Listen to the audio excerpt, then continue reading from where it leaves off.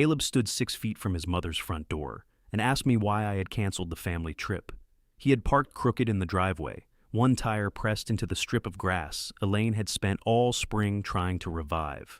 His car door was still open.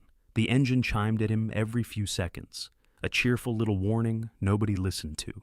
"You couldn't call?" I asked. "I did call." "You didn't answer. You called while I was canceling it." Behind me, the storm door opened. Elaine had heard his voice. She stood inside with one hand on the frame, wearing the blue sweater Caleb had given her the Christmas before, though I doubted he noticed. He looked past me, saw her, and lowered his voice. "I'm not coming in. I didn't ask you to." "Good." Elaine shut the door. Not hard. That would have been easier. Caleb stared at the glass until her reflection disappeared, then turned back to me. "This thing with Mom is between me and Mom. What does it have to do with the trip?" That was the moment. Not when he'd stopped answering her calls, not when he'd said he wouldn't set foot in our house until she apologized. It was that question, asked with complete sincerity, that made me wonder if I had spent 38 years teaching my son that his mother was optional. 3 weeks earlier, I was worrying about a cake, 40 years of marriage, and Elaine had requested the same cake we'd had at our wedding, vanilla with raspberry filling and buttercream roses. The bakery we'd used had become a dental office sometime during the Clinton administration, but that did not weaken her opinion that I should be able to reproduce the order. "You remember the frosting," she said from the passenger seat. "I remember frosting. It wasn't sweet. Frosting is sugar, not that frosting. How did it survive as frosting?" She turned to look out the window so I wouldn't see her smile. This is why I handle the meaningful parts of our marriage. We were driving to Nora's apartment for Sunday dinner, a monthly arrangement that had started as a way of seeing our adult children regularly and evolved into a rotating competition over who could make the most food while claiming they had made almost nothing. Nora always won. She would say she'd thrown together pasta, then produced salad, garlic bread, 2 kinds of pasta, and something flambéed. Our anniversary was still 2 months away, but the family trip to Tennessee fell the same week. I had reserved a house outside Townsend with 4 bedrooms, a long porch, and a view of mountains layered blue against blue. The listing called "The View Soul Restoring." It also charged a cleaning fee large enough to restore the cleaner's soul. I had booked it the previous November. Every year I handled the cabin, the restaurant reservations, the route, the grocery list, and the delicate matter of choosing bedrooms before we arrived so nobody could appear selfish while sprinting toward the best one. The trips were important to me in a way I tried not to advertise. Families rarely announce when a tradition is ending. People just get busier. One year becomes inconvenient, the next becomes impossible. And then someone says, "We should really do that again," with the soft voice people use when they know they won't. I wasn't ready for that. Nora opened her door before I knocked. "You're late." "We're 4 minutes early," I said. "You're late for being early." She took the pie from Elaine and hugged her at the same time, a maneuver that pressed the box sideways against Elaine's ribs.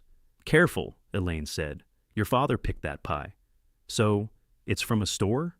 "It's from a respected bakery," I said. "It has a barcode. Respectable businesses use inventory systems."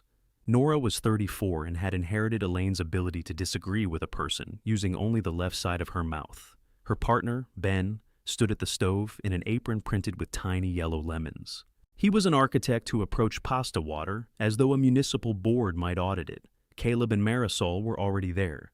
Caleb sat at the kitchen island, drinking one of Ben's expensive beers. Marisol was beside him, still in the navy slacks and cream blouse she wore to work. She managed operations for a hospital across town, which meant she spent her days solving problems created by people who outranked her, and then thanking them for their input. She stood to hug us. Caleb remained seated. "You've met my father," he told her. "Never reward him for being on time. It encourages him." "I brought dessert," I said. "Mom brought dessert." "You drove dessert. Critical infrastructure." Caleb raised his bottle to me. He looked good. He always looked good at family dinners, even in an old Henley with the sleeves pushed up. He had the kind of face strangers trusted quickly. Open smile, attentive eyes, just enough gray at the temples to suggest experience without defeat. When he was listening, he made you feel like there was nothing else in the room. When he stopped listening, you could feel yourself become furniture. Elaine kissed his cheek. "How was your week?" "Productive."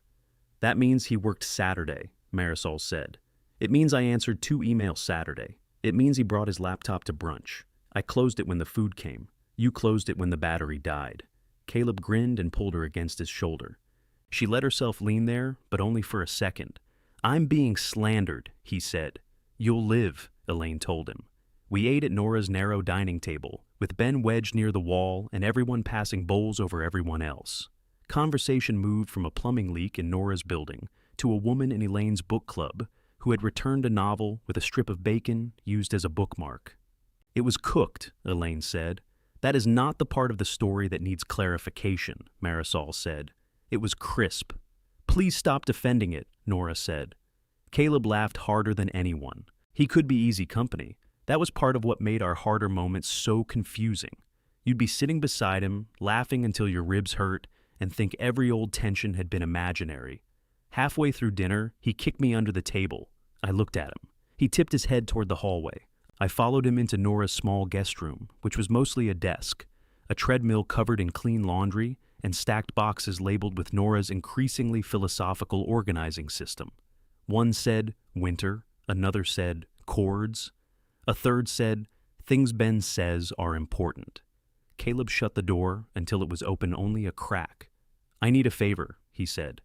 You already owe me for helping move that desk. That was 8 years ago, my back remembers. He reached into his pocket and brought out a small square box, dark green, with a narrow gold line around the lid. For a moment, I honestly thought he might have bought me cufflinks. Then he opened it. The ring was simple and bright, an oval diamond on a thin gold band. It seemed to catch every bit of light in that cluttered room and hold it. Well, I said. Yeah. I looked toward the door. Does Marisol know? That would undermine the surprise. I meant, does she know this is where you're headed? He closed the box, not sharply, but the sound changed the room. Of course she knows. You've talked about it? We're adults, Dad. We've talked about the future. Caleb had been married once before. The marriage ended 6 years earlier, and we had all agreed, in that cowardly family way, to call it complicated. It was complicated. Most failures are. That didn't mean every person carried the same amount. I held out my hand for the box, and he gave it to me. When? I asked. On the trip. There's an overlook near the cabin. I looked it up. You're proposing on our anniversary trip? Not on your anniversary. During the week. Your mother may have opinions. Mom has opinions about soup. That was true. Elaine believed canned soup was an admission of defeat. Caleb glanced toward the hall again. I need you to keep it in your suitcase until we get there. Marisol knows I don't pack until the morning we leave, but she'll probably go through my bag looking for sunscreen or a charger. So, your plan depends on my luggage being organized. First solid thing you've contributed. I slipped the box into the inside pocket of my jacket. It felt heavier there than it had in my palm. Do you want me to take pictures? I want everybody there. That answer pleased me. I wish I could say it also bothered me, that I caught something in the wording and understood it immediately. I didn't. I pictured the overlook, the mountains behind them, Elaine crying before Marisol even answered. I pictured our family photograph that year, with Marisol holding out her hand and everybody grinning. I was already arranging the moment in my mind as if happiness could be improved by proper seating. When we returned to the dining room, Elaine was telling Marisol about the cabin. There's a soaking tub in our bathroom, she said. There was a soaking tub in the last cabin, I reminded her. You said it looked unsanitary. It had jets. Jets are different. You don't know what's living in those pipes. I'm beginning to regret the respected bakery pie, Ben said. Nora pointed her fork at Caleb. You two still want the room downstairs? Caleb looked at Marisol. We want the big room upstairs. There are 2 big rooms upstairs, I said, the one facing the mountains. That's mine and Mom's. For the entire week? That's generally how bedrooms work. It's your anniversary, Marisol said. You should have it. She said it quickly before Caleb could turn the exchange into a joke. Then she reached for her water and took a drink she didn't seem to need. Caleb smiled. We can negotiate when we get there. No, I said. I assign rooms in advance to preserve democracy. That's not democracy. It preserves something. Later, while Ben cut the pie, I noticed Marisol standing alone near the balcony door. Caleb and Nora were arguing cheerfully over whether their annual waterfall hike should be longer this year. Elaine stepped beside Marisol and said something I couldn't hear. Marisol shook her head. Elaine touched her forearm, very lightly. Across the room, Caleb looked up. His eyes moved from his mother's hand to Marisol's face. The easy smile stayed where it was, but something behind it went still. "Hey," he called, "no secret meetings." Elaine turned around. "We were discussing you. See? That's worse." Everyone laughed except Marisol. She recovered a second late, smiling as though she had just remembered where she was. On the drive home, the ring remained in my jacket pocket. Every time I turned, the box pressed against my chest. "What were you and Marisol talking about?" I asked. Elaine watched the dark road ahead. Nothing she once repeated. "Is something wrong? She's tired. She's always tired. She works in a hospital. That doesn't make it meaningless." I let a mile pass. Caleb looked concerned. Caleb looked watchful. Is there a difference? There can be. I glanced at her, but she had folded her arms and settled back in her seat. It was the posture she used when she had information, but hadn't decided what responsibility came with it. The next afternoon, Marisol called Elaine and asked if they could meet for coffee. By dinner, my wife knew the proposal was not going to be a surprise. It was going to be an ambush. Did she use that word? I asked. Elaine cut into a chicken breast with more force than the chicken required. No, that's my word. Ambush is a strong word. So is no. I stopped chewing. We were at our kitchen table, the green ring box sitting in the top drawer of my dresser, beneath a stack of handkerchiefs I had not used since my father's funeral. I had moved it there when we got home, partly because it seemed safer than leaving it in my jacket, and partly because I didn't want to feel it against me anymore. What exactly did Marisol say? She said they've discussed marriage. She said she told him she isn't ready to be engaged. Not ready can mean. It can mean not ready. I know what it means. Do you? There are questions a wife asks because she wants information, and questions she asks because she has just watched you reveal some. I set down my fork. He showed me the ring. Elaine's knife stopped. When? Last night. At Nora's. You knew? I knew he had a ring. I didn't know she'd said no. And you didn't think to mention it? He asked me to keep it private. So did Marisol. Somehow I still managed to tell my husband what mattered without announcing it to the neighborhood.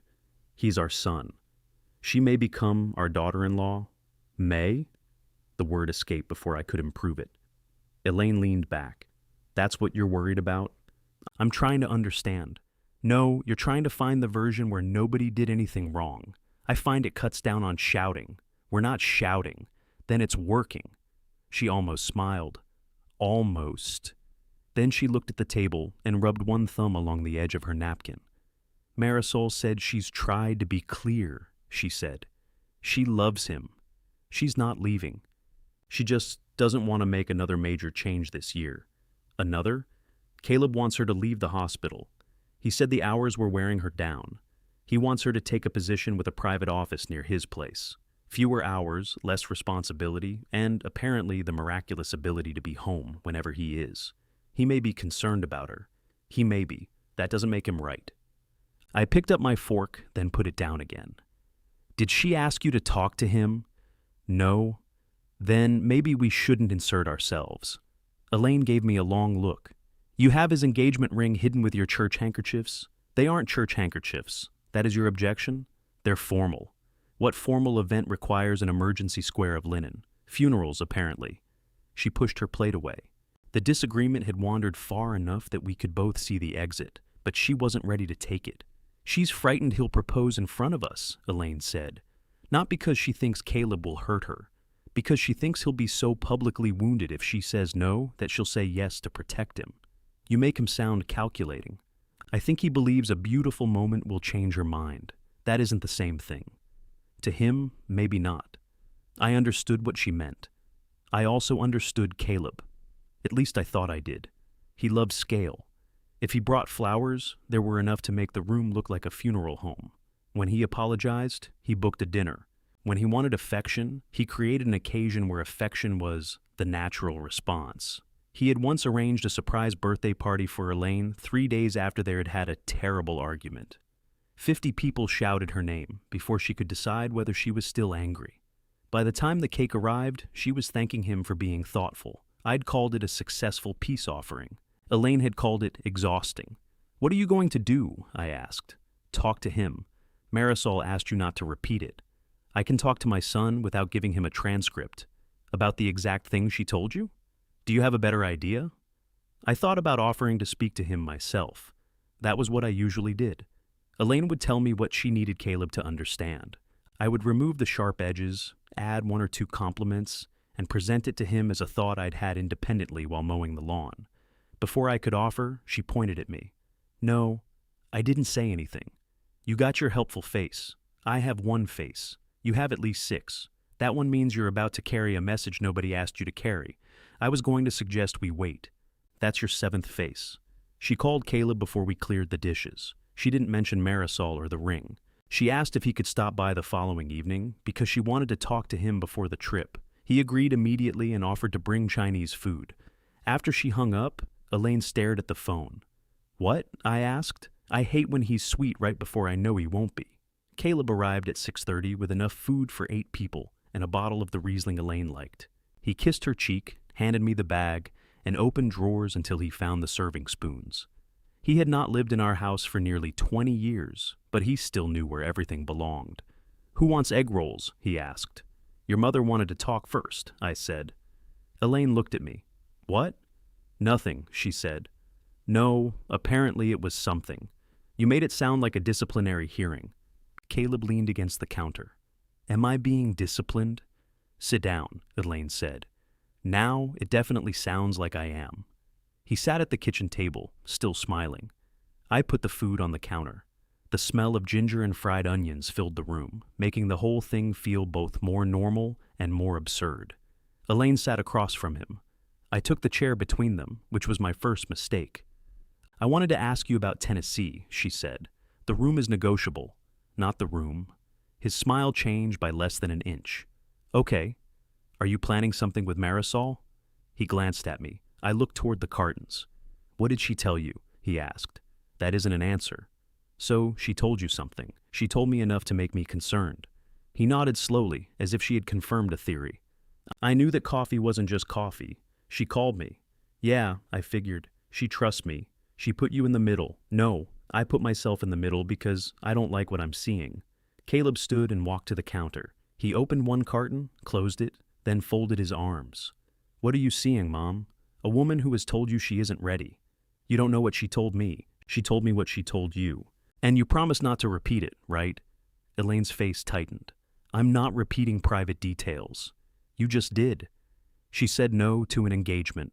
She said she doesn't want to plan a wedding right now. Those are not the same conversation.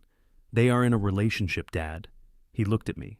Conversations develop. People don't issue legally binding statements and file them away forever. I didn't say they did. You're sitting there like a jury foreman. I'm sitting at my kitchen table. Martin, Elaine said. I stood. That was my second mistake, though I wasn't sure whether staying seated would have been better. Caleb laughed once. This is unbelievable. Marisol gets anxious. She talks to you. And now I'm being confronted in my parents' kitchen like I've done something sinister. Nobody used that word, I said. No, Mom just implied I'm forcing a woman to marry me. I said, you're creating a moment where it will be harder for her to refuse. She doesn't want to refuse. Then why are you hiding the plan from her? It's called a surprise. A surprise is flowers. A public decision is pressure. It isn't public. It's family. That can be worse. His face went still. I had seen that stillness at Nora's, but now there was no smile laid over it. You always do this, he said. Elaine blinked. Do what? Decide you know what everybody really means. Marisol says one thing, I say another. And somehow your interpretation becomes the moral truth. I'm not interpreting no. She didn't say no. She told me she did. She said not now. That is no for now. Thank you, Mom. I understand how time works. Don't speak to her like that, I said. He turned toward me. Did you tell her about the ring? I hesitated just long enough. Oh, good, he said. So, everybody gets to violate my confidence, but I'm the problem. I didn't know what Marisol had said when you gave it to me. Give it back. Caleb, Elaine said. No, if Dad thinks he's concealing evidence, he can return it. It isn't evidence, I said. Then stop acting guilty. I went upstairs. The handkerchiefs had shifted when I closed the drawer, leaving one corner of the green box visible. I stood there looking at it longer than I should have. The ring itself had done nothing. It was still beautiful. It was still, in some possible future, exactly what Marisol might want. Downstairs, their voices stayed low. I couldn't make out the words, but low voices in our family were often more dangerous than raised ones. Shouting exhausted Caleb. Calmness let him choose his sentences. When I returned, Elaine was standing by the sink. Caleb took the box from me without opening it. "I'm sorry," I said. He slipped it into his pocket. "For which part?" "For telling your mother something you asked me not to tell her." "Martin," Elaine said again, "I'm apologizing for my part." "You always have a part when he wants you to." Caleb looked at her. "See, this is exactly what I mean." "What do you mean?"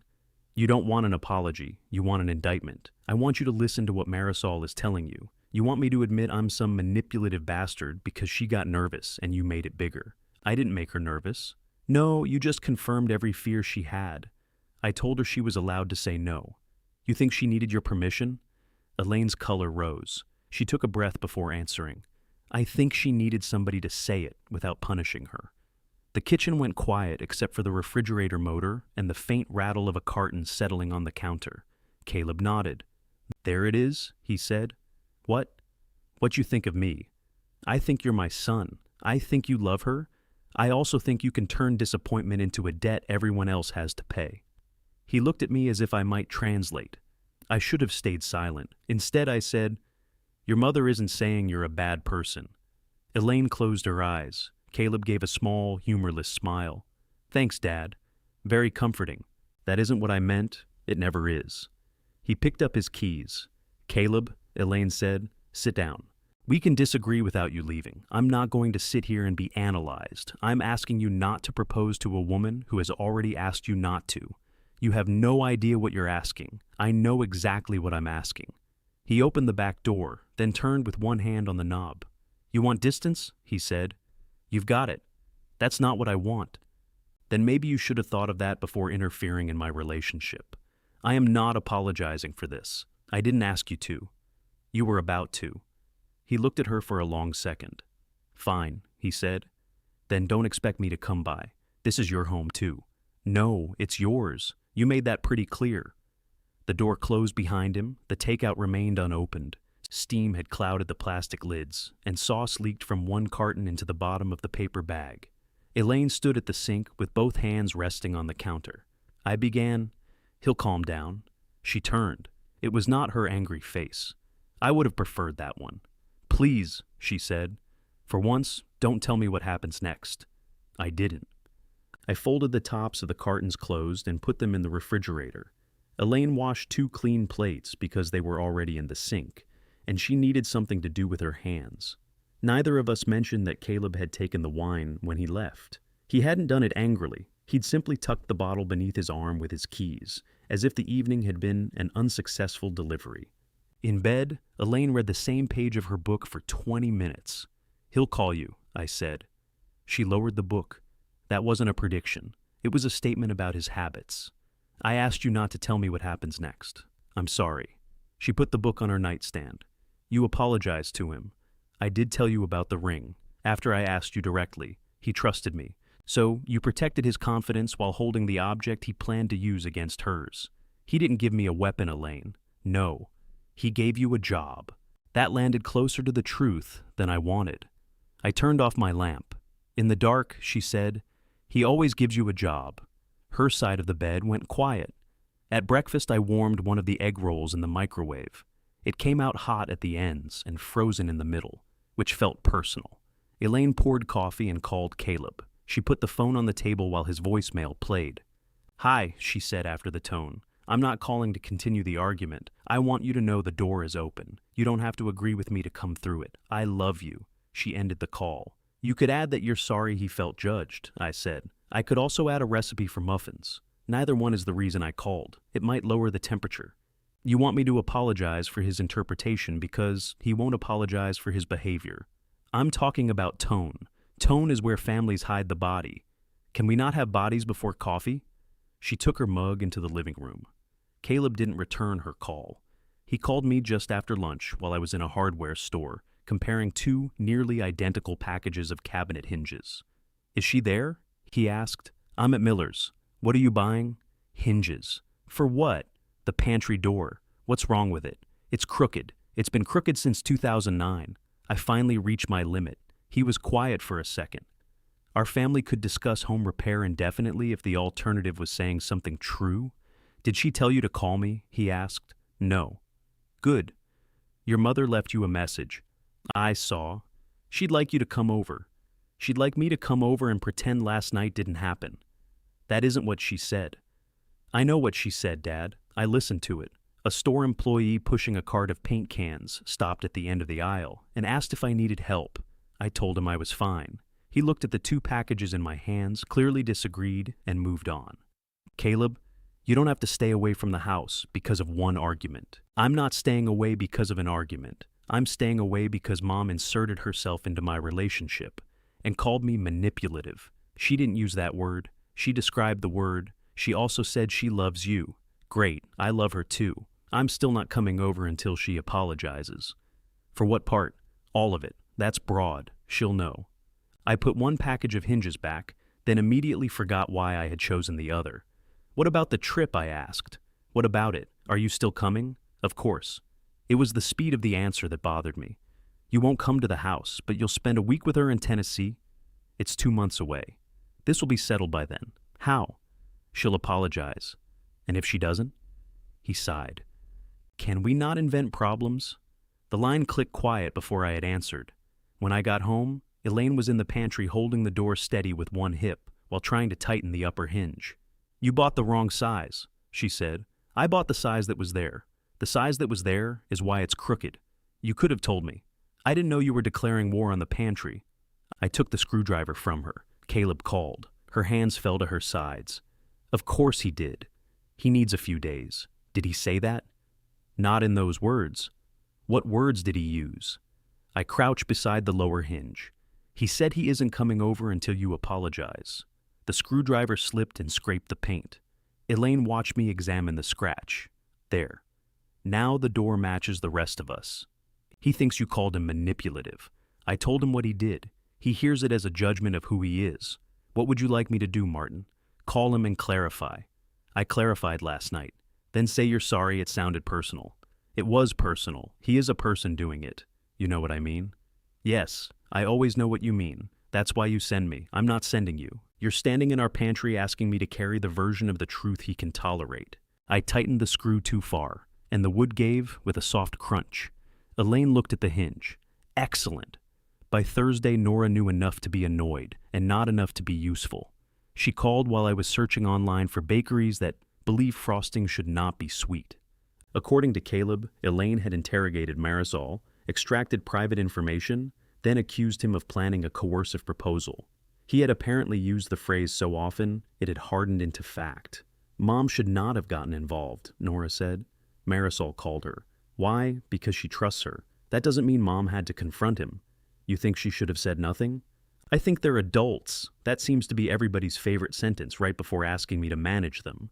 I'm not asking you to manage anything. Why did you call me instead of Mom? She paused. In the background, I heard Ben say, He's got you there. Traitor, Nora called away from the phone. Tell Ben I heard that. He knows. Nora exhaled. I don't want this following us to Tennessee. Neither do I. I changed a client presentation to get that week off. Ben moved a project review. If they spend the whole trip punishing each other, I'm going to walk into the mountains and become folklore. I'm working on it. That sounds like managing. It sounds like surviving. Just tell Mom not to dig in. You could tell her, Dad, what? You know how she gets when I take Caleb's side. Do you know how she gets when I bring her messages from people who won't call? Ben said something else. Nora covered the phone, but not well enough. I am not emotionally outsourcing. You called your father? Ben said. I will emotionally outsource you to the balcony. I laughed despite myself. Look, she said, softer now. I know Caleb can be a lot, but Mom knows exactly which sentence will make him leave, and then she acts surprised when he does. That was the argument I had been trying not to form in my own mind. She asked him to listen to Marisol. She told him he turns disappointment into debt. She wasn't wrong. No, but being right isn't the same as being kind. After we hung up, I sat with the bakery websites open on my screen. One offered a 40-year anniversary package with sugar pearls, edible gold leaf, and a frosting rose for every year of marriage. It looked less like a cake than a shrine. Elaine came in carrying a basket of laundry. Nora called me, I said. I know. She called me after she called you. How did that go? She told me I was right and handled it badly. That sounds reasonable. I told her she was avoiding conflict and calling it neutrality. That also sounds reasonable. She hung up. That sounds like Nora. Elaine set the basket down. Did Caleb call today? No, that was true. He had texted. You two still want Founder's Table, the anniversary night? Reservation window opens Monday. I had not answered. Elaine picked up one of my printed bakery menus. Why does this cake cost $280? It contains gold. Actual gold? Edible. I don't want to eat an element. You eat iron, not decorative iron. She put the menu down. Cancel the cake hunt. I don't care about it anymore. You've cared about this cake for 40 years. I remembered it fondly. I didn't take a blood oath. I'll find something. Of course you will. She carried the laundry upstairs. The way she said it made competence sound like a symptom. Over the next week, Caleb spoke to me 4 times, and his mother not at all. He called about ordinary things. He asked whether I still had the pressure washer. He sent me a photograph of a lamp he was considering for his living room. He wanted my opinion on whether the cabin's fire pit was wood burning or gas. Each conversation moved easily until I mentioned Elaine. Then his voice cooled. I'm not doing this through you, he said the 3rd time. You're only doing it through me. No, I'm talking to my father, about a family trip that includes your mother. Do you want me to stop calling you too?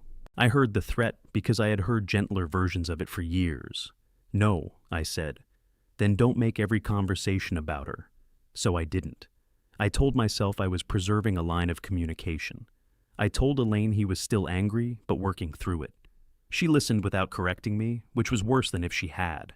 Her messages to him grew shorter. Hope you're doing well. I made the lentil soup you like if you want some. The porch light is on. He did not respond.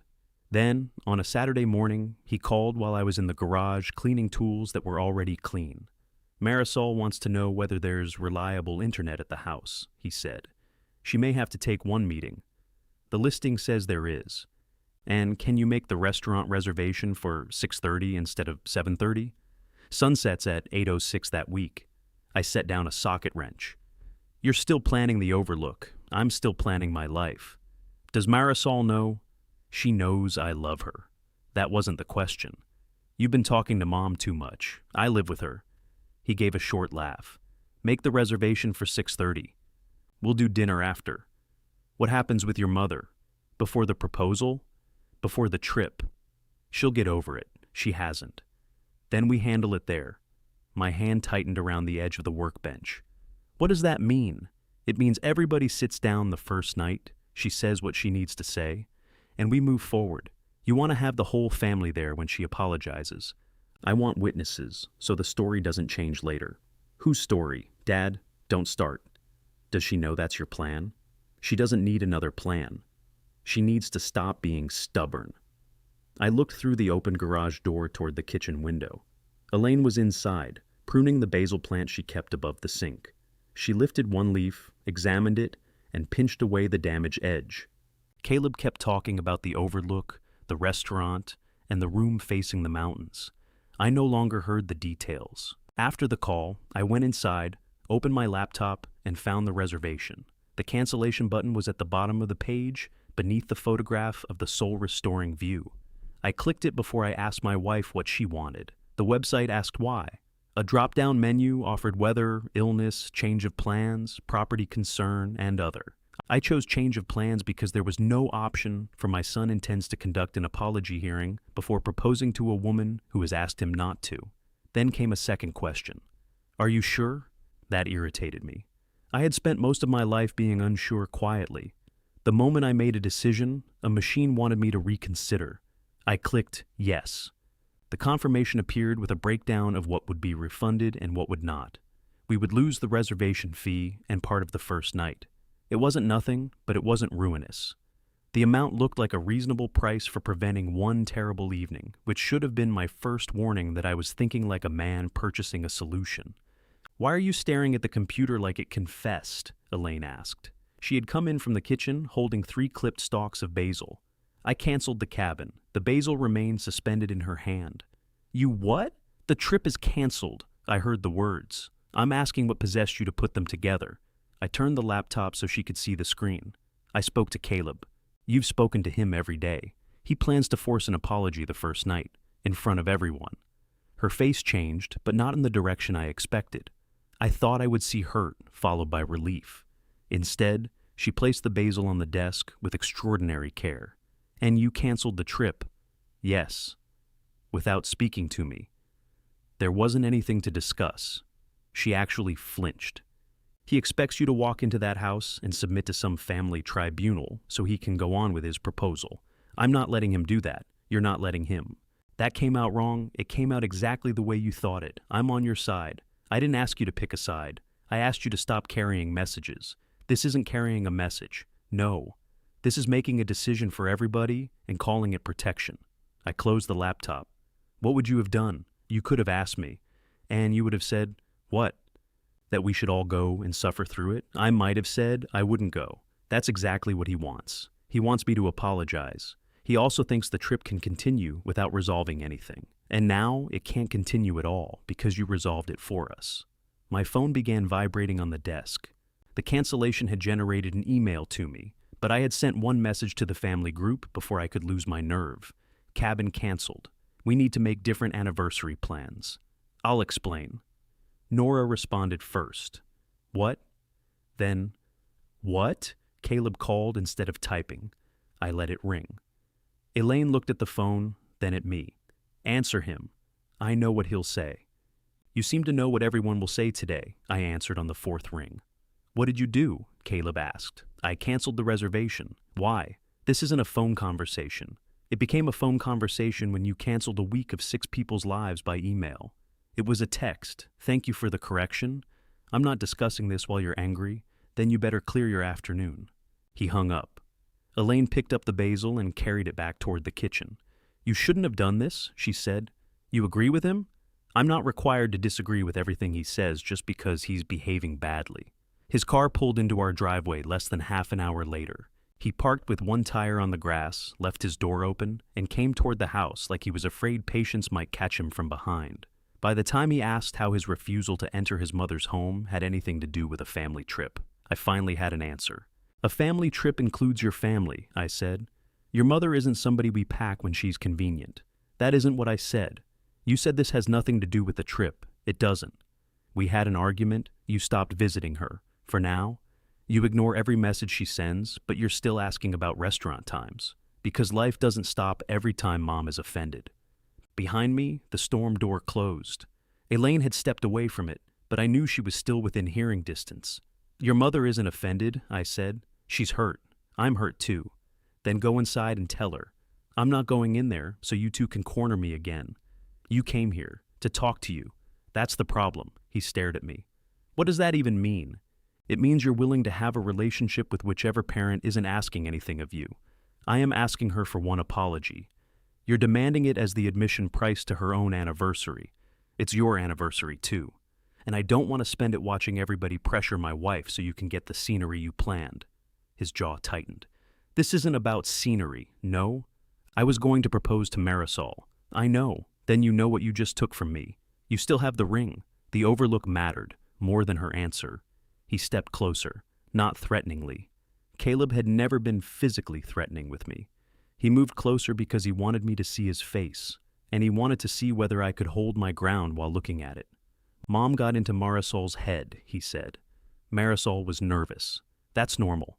Now every conversation we have feels like I'm proving something. Maybe you are. To you too? This isn't about proving you're a bad man. Could have fooled me. It's about accepting that no is not a temporary obstacle you solve with better lighting. His mouth opened, but nothing came out. For an instant, he looked younger, not like a boy, but like the 24-year-old who had once driven 3 hours home after a breakup and sat at our table insisting he didn't care. Then his expression closed. Did Mom tell you to cancel? No. She knows you did? She does now. His eyes flicked toward the house. And she's fine with it? I hesitated. He laughed under his breath. You didn't even ask her. I didn't need her permission to cancel a reservation I made. The sentence was technically true and completely wrong. Caleb nodded. There he is. Who? The guy who does whatever he wants and hides it behind being helpful. I felt that one. You don't get to lecture me about helpfulness. No, apparently none of us get to lecture anybody except Mom. You can disagree with her without erasing her. I didn't erase her. You said the conflict had nothing to do with a trip she was attending. I said two adults can set aside a disagreement. Only one of those adults is refusing to walk through the door. He glanced at it again. For a second, I thought he might go inside. Then his car chimed from the driveway, persistent and cheerful. Nora took time off for this, he said. Ben moved a review. Marisol arranged coverage. Did you consider any of them? No. The honesty surprised both of us. Caleb shook his head. At least you admit it. I considered what would happen if we went. You canceled because Mom wouldn't apologize. I canceled because you expected us to make her. I never said us. You said everybody would sit down, to talk. You wanted witnesses. His eyes narrowed. So you were taking notes. I listened, only to the parts you could use against me. He walked back to his car. Caleb, he turned. You can come inside, not until she apologizes. You may be waiting a long time. Then I guess you'll save money on Christmas. He got in, shut the door, and backed out. His tire left a dark crescent in the soft ground. I stayed on the porch until his car disappeared. When I went inside, Elaine was at the kitchen counter chopping the basil into pieces too small to be useful. Well, she asked. He's still angry. Did that surprise you? No. Did you tell him the trip had become a tribunal? More or less. And he said I punished everyone for a dispute between the two of you. She laid the knife flat. He isn't entirely wrong. I was defending you. Stop saying that, like it erases the fact that you didn't consult me. I knew you wouldn't want to go under those conditions. You assumed? Would you? No. Then what are we fighting about? The part where I got to decide. I leaned against the counter. If I had asked, we would still have canceled. Maybe, almost certainly. That isn't the point. It feels like the point. She looked down at the ruined basil. You changed direction, Martin. You didn't change the pattern. I don't understand. Yes, you do. You're just more comfortable when Caleb is the only person being examined. The doorbell rang. Nora stood on the porch with Ben behind her. She had apparently come straight from a weekend client meeting. She wore black trousers, a gray blazer, and the expression of a woman preparing to dispute a charge. Tell me you clicked the wrong button, she said. I didn't. She walked past me without waiting to be invited. Ben gave me a small apologetic nod and followed. 6 months, Nora said. We have been planning this for 6 months. 9, I said. Do not improve the accusation. Elaine came from the kitchen. Your father canceled without telling me. Nora stopped. What? I found out after he did it. For the first time since arriving, Nora looked less angry than confused. I thought this was because you refused to apologize. It was because your brother planned to make me apologize in front of everybody. He planned what? Ben sat carefully on the edge of the sofa, like a person entering a meeting without an agenda. I explained Caleb's call, not every word. Enough. Nora listened with her arms folded. When I finished, she rubbed both hands over her face. I hate this family, she said through her fingers. Thank you for coming by, Elaine said. I don't mean permanently. That's how Caleb usually means it too. Nora dropped her hands. Can we not? Silence spread across the living room. Ben cleared his throat. I'm going to make coffee. You don't know where anything is, Nora said. I'm prepared to learn slowly. He escaped into the kitchen. Nora looked at me. Can you rebook it? I can check. And then what? Elaine asked. We all go pretend none of this happened? No, Nora said. We go and don't let Caleb turn the first night into a trial. You knew he was coming? I asked. No. But now I know. You told me to make your mother soften. I said that before. I knew he wanted an audience. Elaine studied her. Would you have said no? To him? If we were all sitting in that cabin and he told you I was keeping the family divided? Nora's eyes moved away. That was answer enough. I opened the laptop again. The listing was already available to other renters, but our week remained open. A button offered me the chance to reserve it again. I could have restored the trip with 3 clicks. My hand rested on the mouse. Do it, Nora said. No, Elaine said. We both looked at her. She wasn't looking at the screen. She was looking at me. I don't want that house anymore, she said. Not if every room in it has already been assigned a side. Nora stared at her mother. So that's it? That house is finished for me. It's a rental, Mom, not a battlefield. It became one before we arrived. But we didn't arrive. Exactly. Nora turned to me. Can you at least hold the week while everybody stops being insane? There's no hold option. Then book it. Elaine walked back toward the kitchen. Mom, I said no. You don't get to say no for everyone. Elaine stopped at the same doorway where I had stood while making exactly the opposite decision. You're right, she said. I don't. That took some of the air from Nora. She was prepared for resistance, not agreement. Elaine continued. If you and Ben want to rent it, rent it. If Caleb and Marisol want to go, they can go. Your father and I will not. I looked at her. We won't? She gave me a tired smile. Would you like to be consulted? Ben returned carrying 4 mugs and a 5th cup that appeared to be a measuring cup. I found 4 mugs, he explained. There are 12, Elaine said. Then I found the wrong cabinet 4 times. He handed Nora the measuring cup. She looked into it. This is mostly milk. You seemed tense. I am not 6. You become dairy-oriented under stress. She took a drink anyway. I closed the reservation page without rebooking. The listing disappeared, replaced by a photograph of the bakery cake I had been considering before the family began coming apart. 40 white roses circled the edges like tiny witnesses. I'm sorry, I said to Nora. She looked at the laptop. For canceling? For not considering what it cost you. That isn't the same apology. It's the one I can give honestly. She glanced at Elaine. Is that how we're doing apologies now? Apparently, Elaine said. Nora sat on the arm of the sofa. I wanted this trip, I know. No, Dad, you wanted the tradition. I wanted the trip. I wanted a week where my phone didn't ring and Ben had to wear shoes with tread. My loafers have tread, Ben said. Texture is not tread. I'm sorry, I said again. Nora's eyes shone, which embarrassed her more than anger would have. She looked down at the measuring cup. I don't even care about the cabin, she said. I care that Caleb gets mad, Mom gets rigid, and somehow the rest of us lose a week in the mountains. Elaine came back into the room. You're right. Please stop agreeing with me. It's making this harder. I'm sorry, too. Nora laughed once and wiped beneath one eye with her thumb. Great. Everybody's sorry except the person who started it. That is often how our family works, Ben said. 4 heads turned toward him. He drank his coffee. I found sugar. Nora and Ben left an hour later. She hugged both of us, but her body remained stiff when she hugged me. Ben stayed on the porch long enough to say, quietly, she'll come around. I almost told him that was what I always said.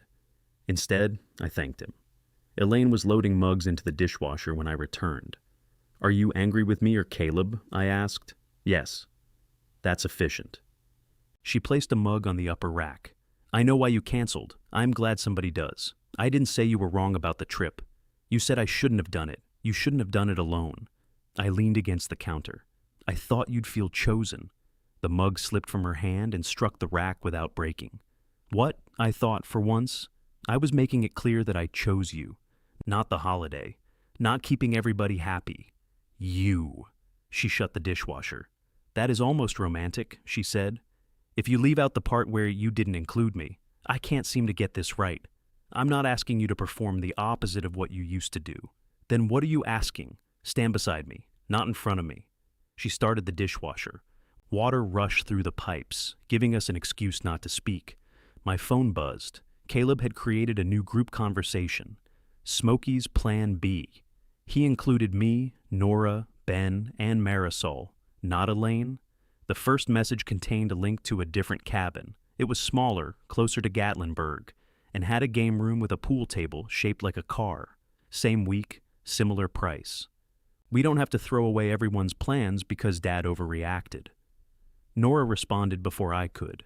Where's Mom? Caleb wrote. Dad can add her when she's ready to talk. I showed the screen to Elaine. She read it and handed the phone back. Don't add me. I wasn't going to. Your face was? My face has been unfairly characterized in this marriage. A message from Ben appeared. I don't think a car-shaped pool table should make decisions for us. Then Nora? We're not going, Caleb replied. Seriously? Nora. Seriously? Caleb, you were furious an hour ago. Nora. Still am. Not going without Mom. 3 dots appeared, vanished, then appeared again. Caleb. This is exactly what she wanted. Nora did not respond. Marisol had not written anything. Her name sat beneath the group title, silent. I left the conversation. Caleb added me back. I left again. He added me a second time and wrote, very mature. I muted the conversation instead. It was less satisfying, but more durable. Do you think he included Marisol because he still plans to propose? I asked. Elaine stared at the basil pieces on the counter. I think he included her because the invitation looks normal if she's included. You don't know that? No, I don't. It was the first time in days she had allowed uncertainty into a sentence about Caleb. I wanted to reward it with relief, which would have ruined it. The doorbell rang again just before 6. Did Nora forget something? I asked. Elaine looked through the front window. It's Marisol. She stood on the porch in jeans and a hospital sweatshirt, her hair pulled into a loose knot. Without her work clothes, she looked less composed, but not younger, more like herself. I'm sorry to come over without calling, she said. You're always welcome, Elaine told her. Marisol glanced past us into the house. Is Caleb here? No. Her shoulders lowered. We moved to the living room. I offered coffee, tea, wine, and leftover Chinese food, in the manner of a man trying to solve emotional distress through inventory. Water's fine, she said. I brought 3 glasses anyway, and sat in the chair farthest from the sofa. It felt important not to form a panel.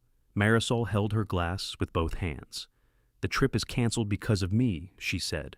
No, Elaine said. I shouldn't have called you. You called me because you needed to talk, and then you fought with Caleb. Caleb fought with me. Elaine, I said. She looked at me. What? Nothing. Then enjoy it. Marisol gave a faint smile, but it disappeared quickly. He says you misunderstood. What did I misunderstand? That I don't want to marry him. I never said you didn't. He says you made it sound like I was afraid of him. I said you were afraid of the situation. I was. The admission seemed to surprise her as she made it. She set the water on the coffee table. He asked me this afternoon if I could still get the week off, she said. He said your cancellation didn't have to change anything. Then he added me to that group. We're not going, I said. I saw. Neither are Nora and Ben. I saw that too. Elaine's voice softened. What did you tell him? Nothing yet. Marisol rubbed her palms against her jeans. When I asked if he had something planned, he said I was letting other people create problems between us. He didn't say no. Elaine remained quiet. Marisol looked directly at me. You saw the ring? It wasn't a question. I glanced at Elaine. She did not rescue me. Yes. What did it look like?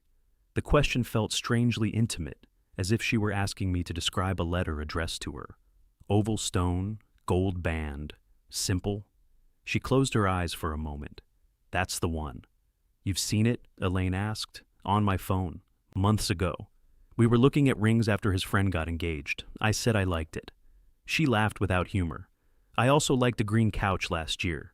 That doesn't mean I wanted it delivered to my office. Did he tell you he bought it? I asked. No. He has it now, Elaine said. Marisol looked at her.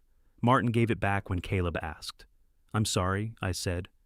I thought you knew you were moving toward an engagement. We were moving toward talking about it. Caleb hears movement and starts packing. The line sounded affectionate despite everything. That was what made it hurt.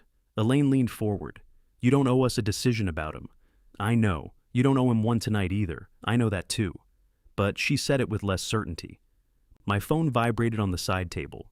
Caleb's name filled the screen. Marisol saw it. Answer, she said. I did. Is Marisol there? He asked. I looked at her. She nodded once. Yes. A silence followed. Put her on? She has her own phone. She isn't answering it. That may be an answer? His breath sharpened against the receiver. Dad, stay out of this. I nearly laughed at the geometry of it. He had called my phone to tell me not to stand between him and the woman sitting in my living room. I'm trying, I said. No, you and Mom are turning everybody against me. I haven't told Marisol anything she didn't ask. You described the ring? She asked. It was none of your business. You put it in my hand. I trusted you. Across from me, Marisol's face changed. Not fear, not anger, recognition. She stood and held out her hand for the phone. I gave it to her. Caleb, she said, I'm coming home. Put the ring away. I could hear his voice, but not the words. No, she said, not until Tennessee. Away. She listened, eyes fixed on the dark window beyond our living room. Then she said, very quietly, "If you ask me in front of your family, my answer will be no." She ended the call and returned my phone. None of us spoke. Marisol picked up her purse. "I love him," she said, almost apologetically. Elaine rose and hugged her.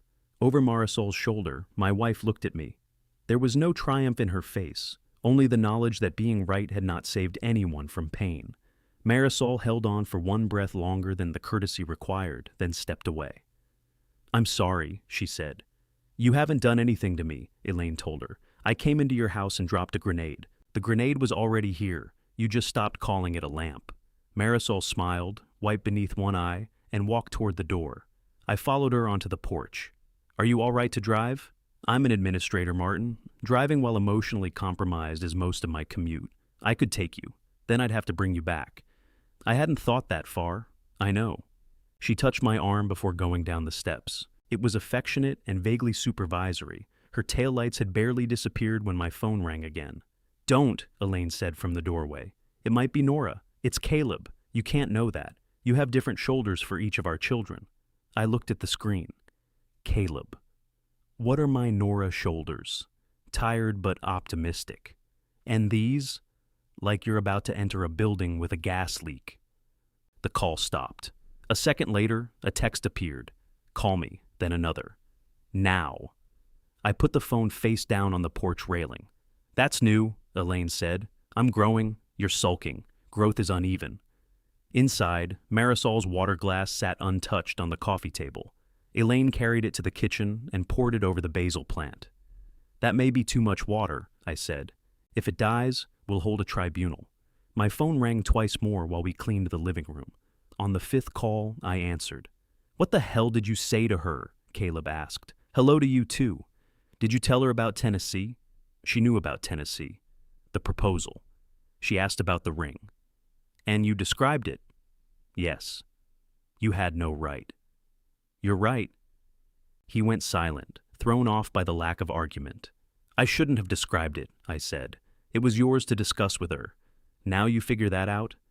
"I figured it out about 10 minutes ago." "Did Mom tell you to say that?" "No." "Of course not. Mom doesn't think she did anything wrong. Your mother isn't part of this conversation." A dry laugh came through the phone. "That's rich. I mean, I won't discuss her with you while you refuse to discuss anything with her. I tried discussing it. She called me emotionally abusive. She did not. She didn't have to use the phrase." There it was again. His ability to turn description into accusation, then defend himself against the accusation he had built. "How did things go with Marisol?" I asked. "How do you think?" "I don't know." "She thinks I don't respect her." "Do you? Don't do that. It's a question. Not when you ask it like that." I asked it the way it came out. He began pacing. I could hear the hollow shift in the sound, living room to hallway and back. "I wasn't going to force her," he said. "I was trying to give her something good. I believe you." "No, you don't." "I believe you thought it would be good. That's not the same thing." "No." He stopped moving. "You're all acting like I'm dangerous." "I don't think you're dangerous." "Marisol does now. Did she say that?" "She said she needs space." "That isn't the same word." "You sound like Mom." "There are accusations that feel like compliments only after they hurt." "Call her tomorrow," I said. "Give her tonight. I don't need relationship advice from a man who canceled his anniversary without asking his wife. That was fair enough to make me angry. I'm not the reason she said no." "No, Mom is. You know that isn't true. She was fine before that coffee. She was quiet before that coffee. You saw her once a month, and you saw her every day without hearing her." The line went dead. Elaine stood at the kitchen entrance, arms folded. "How much did you hear?" "Enough to know you failed at not discussing me," I corrected him. "That's what discussing is." "What was I supposed to say?" "Nothing. I'm not going to let him claim you called him abusive." "Why not?" "Because you didn't." "He knows I didn't. He wants you to correct the record so he can argue with your correction instead of speaking to me." I sat on the sofa. "How long have you understood him this well?" Her expression softened, which I did not deserve. "Longer than I've understood what to do about it."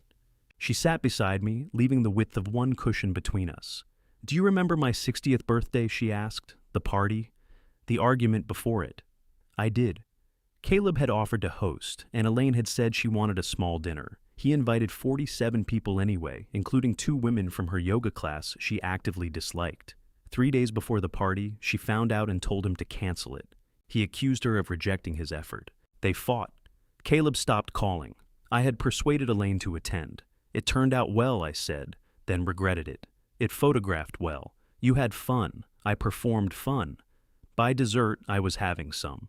That counts for something. It does. It also taught him that if he creates a large enough occasion, nobody will risk spoiling it.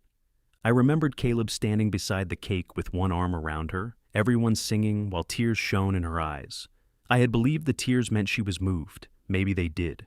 More than one thing can be true inside a tear. Why didn't you tell me? I asked. I did. I mean like this. I didn't have this language then. She tucked one foot beneath herself. When his marriage to Leah was ending, she called me once. She said every disagreement became a test of whether she loved him enough. If she wanted a weekend alone, he booked a surprise dinner. If she questioned a decision, he brought it up in front of us where she'd look unreasonable for objecting. I didn't know she called you. She asked me not to tell you. Why? Because she knew you would tell Caleb. I would not have. Elaine said nothing. I looked toward the blank television screen and saw our reflection in it, 2 figures sitting apart in a room we had shared for 35 years. I might have, I admitted. You would have been trying to help. That's becoming an insult. No, it's becoming a description.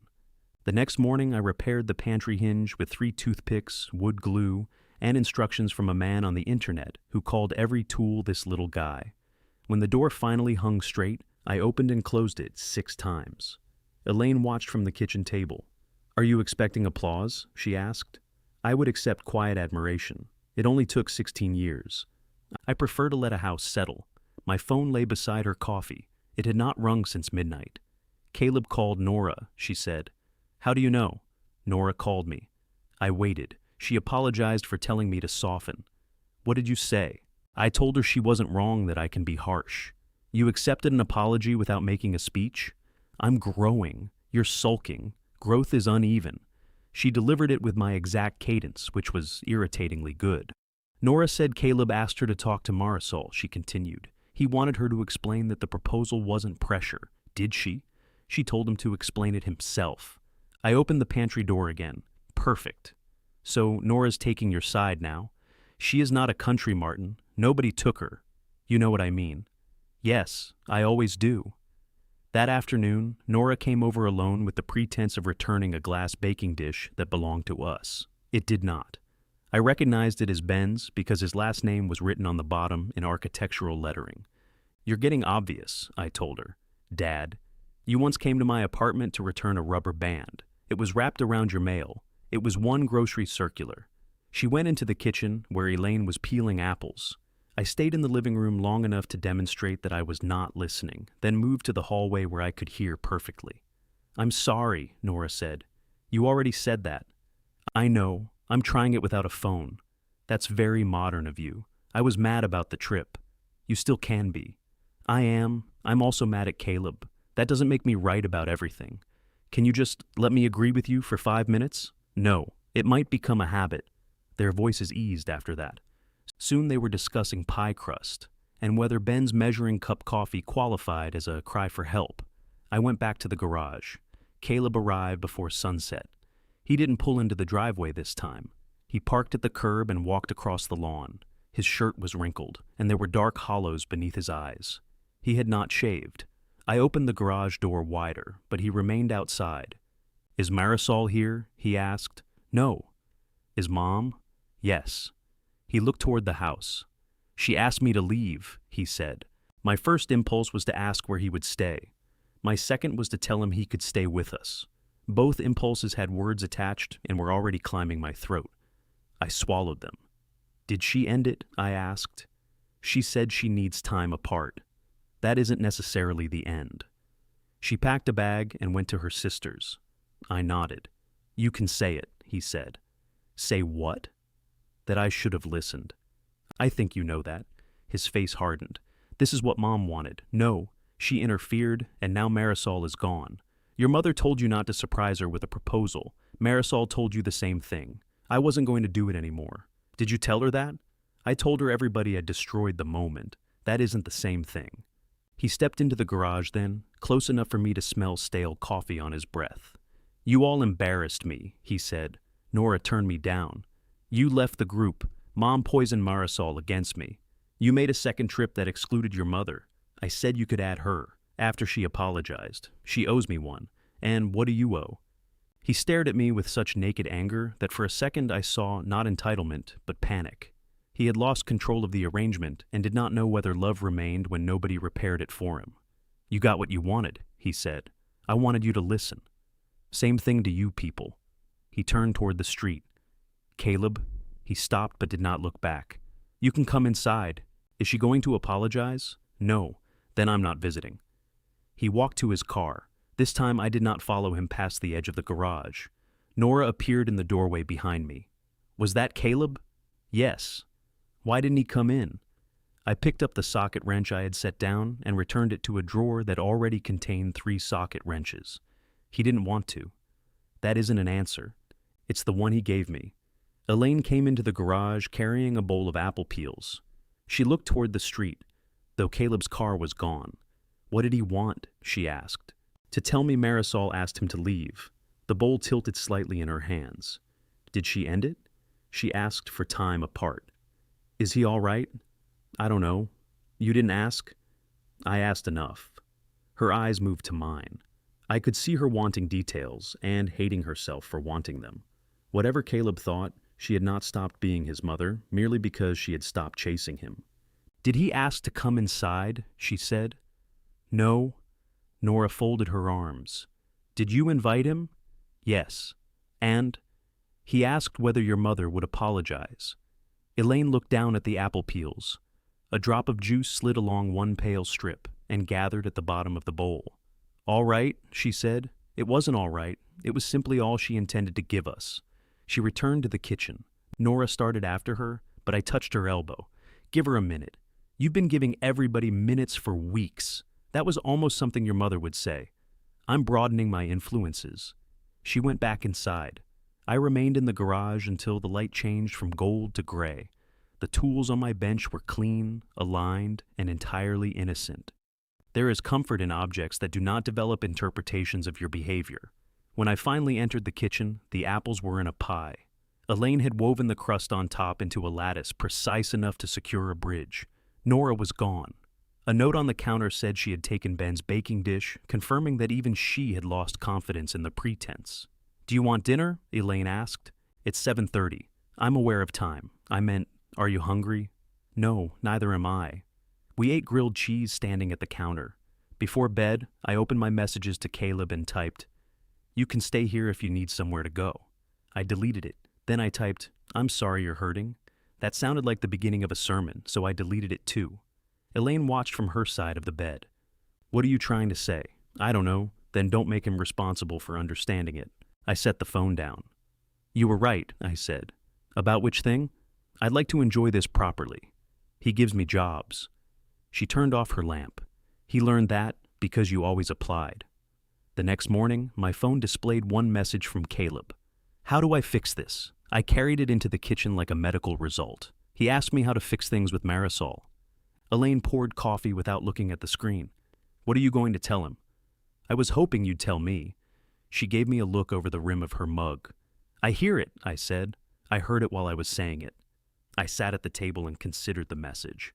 Usually a request like that would have energized me. I would propose flowers, dinner, a handwritten letter, a carefully timed apology with no uses of but or if. I would become the stage manager of somebody else's sincerity. I typed, "Ask her what she needs. Believe the answer even if you don't like it." He replied almost immediately. "That's it? That's all I have? Can you talk to her?" "No." "She trusts Mom. Mom can." "Ask your mother yourself. You know I'm not doing that." "Then I can't help with that part." 3 dots appeared and vanished for nearly a minute. "What good are you?" He deleted the message, but not before I read it. I put the phone face down. "What did he say?" Elaine asked. "Nothing." She sat across from me. "Was it cruel?" "Briefly. Those can be efficient." I looked toward the pantry. The door hung perfectly straight now. The only relationship in the house improved by toothpicks. "He asked what good I was," I said.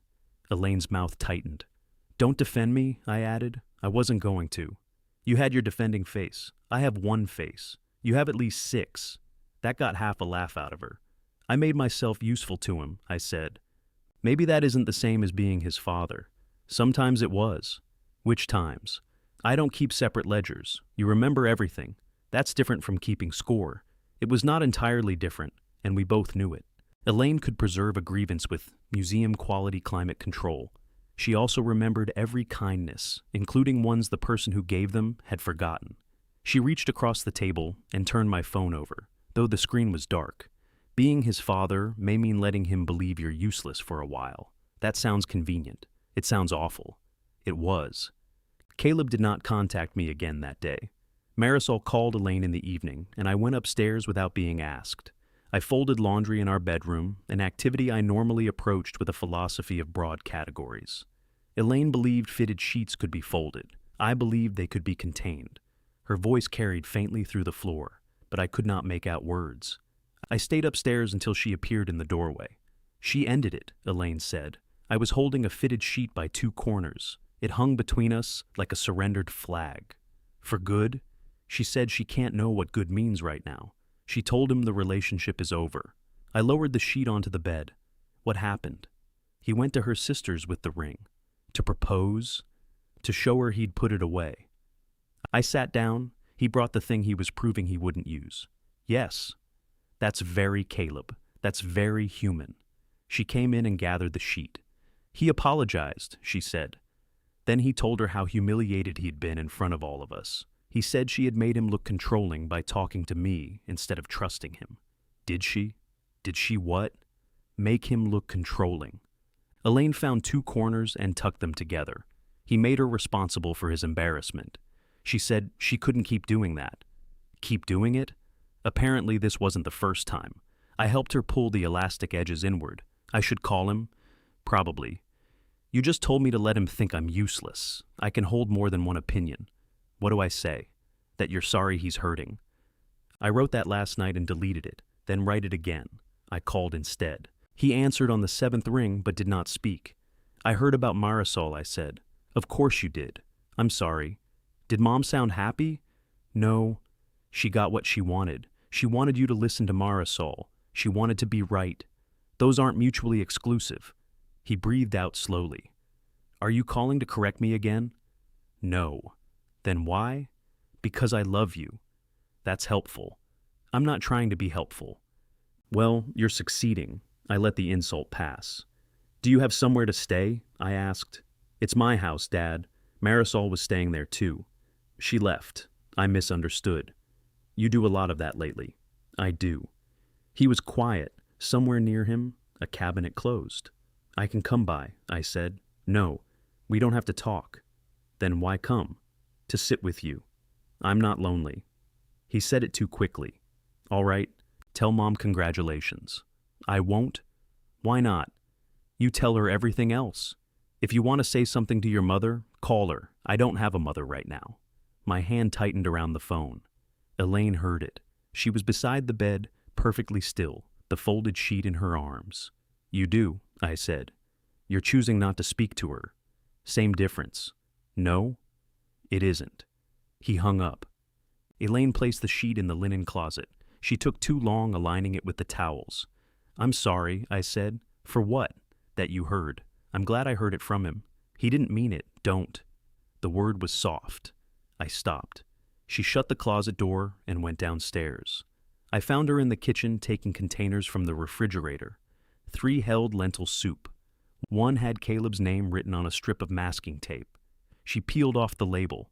You don't have to throw it away, I said. I'm not. She put the container in the freezer beneath 2 others. Then why remove his name? Because I'm tired of looking at it every time I reach for ice. She closed the freezer and pressed both palms to the counter. I came beside her, but did not touch her until she leaned the smallest amount toward me. Then I put my hand over hers. I'm angry with him, she said. I know. I'm also worried he isn't eating. I know. I hate that both things fit. I know. She looked at me. You're allowed more words. I'm trying not to improve what you said. That may be your best new skill. Our canceled departure date remained on the kitchen calendar in Elaine's handwriting, boxed in blue ink. Smokies, it said, with a little mountain drawn beside it. Neither of us crossed it out. Instead, we began filling the week with smaller plans. Dinner at our favorite diner, a day trip to a botanical garden Elaine had wanted to see, repainting the upstairs bedroom. Nothing restorative to the soul, nothing requiring a deposit, I asked before adding each one. Elaine noticed. She didn't praise me, which helped. 5 days before we would have left, the old reservation service sent me an automated reminder. Your mountain escape is almost here. For one foolish second, I thought the cancellation had failed. Then I read the smaller print. Don't miss out next time. Browse similar stays. Beneath it was a photograph of the same blue view. I closed the message, but the picture stayed with me. Not the mountains. The porch where I had already imagined us standing, arranged shoulder to shoulder, smiling hard enough to make everything true. I had made an itinerary for the canceled week, not just a list, a folder. It contained reservation numbers, printed directions, a grocery plan divided by store section, 3 possible hikes ranked by difficult, and a page titled Rain Options. I found it in the bottom drawer of my desk on the morning we should have left. The cover showed a photograph of the cabin with our last name typed beneath it, Hale Family, Tennessee. I considered throwing it away. Instead, I slid it back into the drawer. Are we still leaving at 6? Elaine called from the kitchen. I checked the clock. It was 6:10. For where, exactly? She was sitting at the table in her robe, drinking coffee. 2 overnight bags stood by the back door. I looked at them. You packed? For the botanical garden. That's 45 minutes away. I thought we might require socks. I opened one bag. It contained raincoats, 2 bottles of water, a first aid kit, sunscreen, a book, and 4 granola bars. You mocked my folder. Your folder had a backup route to a grocery store, roads close. Apparently, civilization ends between here and Kroger. I zipped the bag. You brought a first aid kit to look at flowers. Bees. Bees don't accept gauze. She took another sip. You seem disappointed we're not in the car. I'm adjusting. To what? Not being needed. I need you to drive. There it is. We left at 7, which was absurdly early for a garden that opened at 9. I chose a diner halfway there and pretended I had planned breakfast all along. The waitress called us honey, kept our coffee cups full, and recommended the cinnamon French toast with the solemnity of a medical professional. Elaine ordered eggs. I ordered the French toast so the waitress would not lose faith in people. Our table faced the parking lot. Every time a dark sedan turned in, I looked up. You know Caleb drives a silver car, Elaine said. I'm not looking for him. You're apparently expecting him to change vehicles. I'm watching traffic. You hate traffic. I enjoy controlled movement. She cut a piece of toast from my plate without asking. Do you think he's eating? She said. Yes. You don't know. He lives 4 blocks from a sandwich shop. That isn't evidence. He knows how to feed himself. I know he knows. The waitress passed with the coffee pot. Elaine lifted her cup, then lowered it without asking for more. I dreamed about him last night, she said. What happened? He came to the house. I opened the door, and he was wearing your blue suit. My funeral suit? You have to stop naming clothes after where you wear them. What did he say? Nothing. He just stood there holding a lamp. A lamp? The one from the group message. The cabin had a car-shaped pool table. Then dreams are unreliable. I smiled, but she didn't. Did you let him in? I asked. I woke up. The botanical garden was nearly empty when we arrived. A volunteer gave us a map and warned that part of the rose path was closed for maintenance. Elaine looked at me. Good thing I didn't prepare a backup route, I said. We spent 3 hours walking among flowers with small metal labels. Elaine read every label. I retained none of them. I took photographs of her when she wasn't looking, and deleted most because she appeared either blurry or suspicious. At the pond, she sat on a bench and leaned against me. This is nice, she said. It is.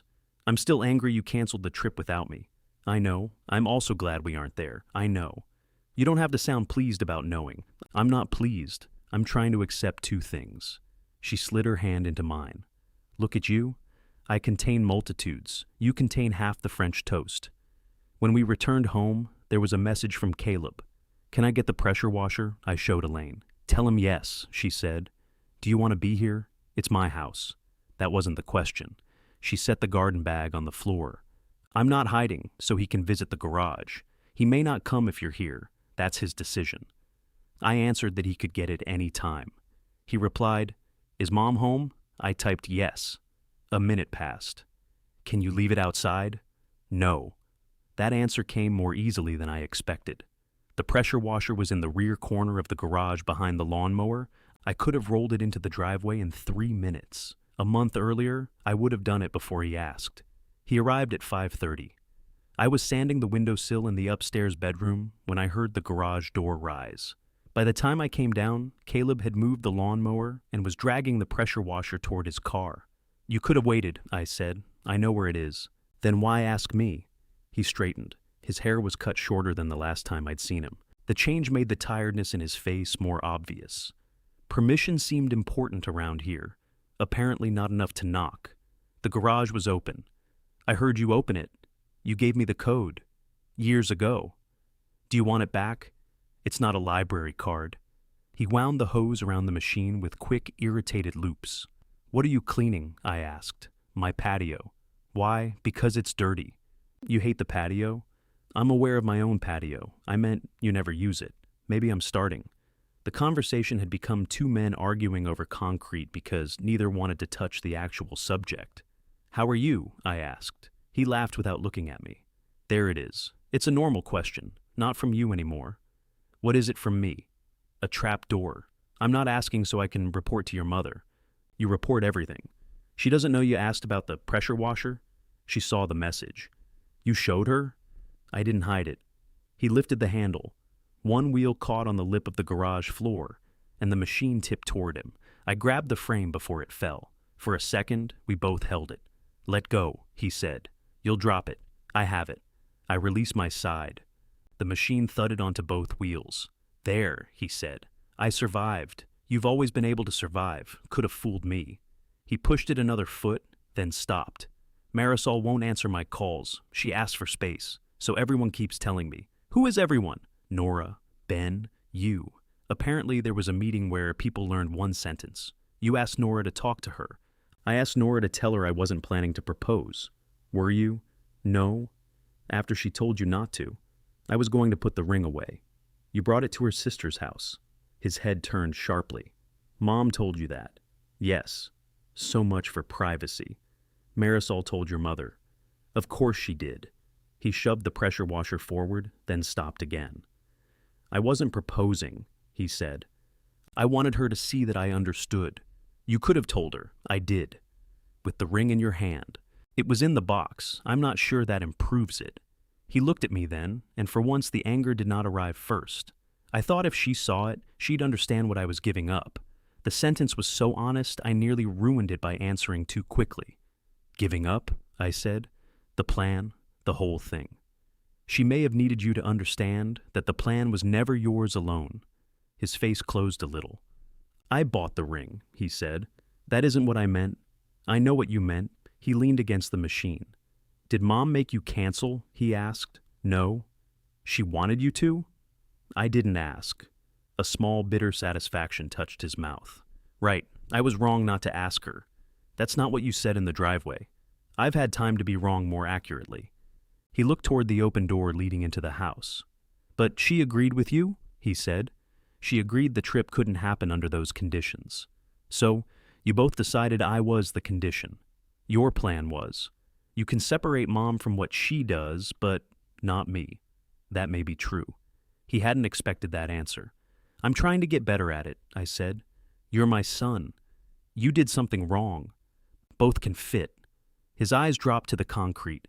I didn't want her excluded, he said. You made her presence conditional. I wanted an apology. Before you would visit, she crossed a line. So did you. He rubbed a hand over the back of his neck. You always take her side. Your mother thinks I spent years taking yours. She's wrong. She may not be. The back door opened. Elaine stepped into the garage holding 2 glasses of iced tea. She saw Caleb and her pace faltered. Not much. Enough. I made tea, she said. Caleb's hands tightened on the pressure washer handle. Hi, Mom.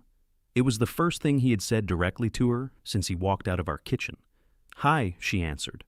She placed both glasses on the workbench, though one was clearly meant for him. No one moved. Elaine looked at the pressure washer. Be careful with the nozzle. Your father took paint off the fence. The fence was already peeling, I said. It wasn't peeling in a perfect rectangle. Caleb's mouth twitched. Elaine saw it. So did I. We all pretended not to. You can come inside, she said.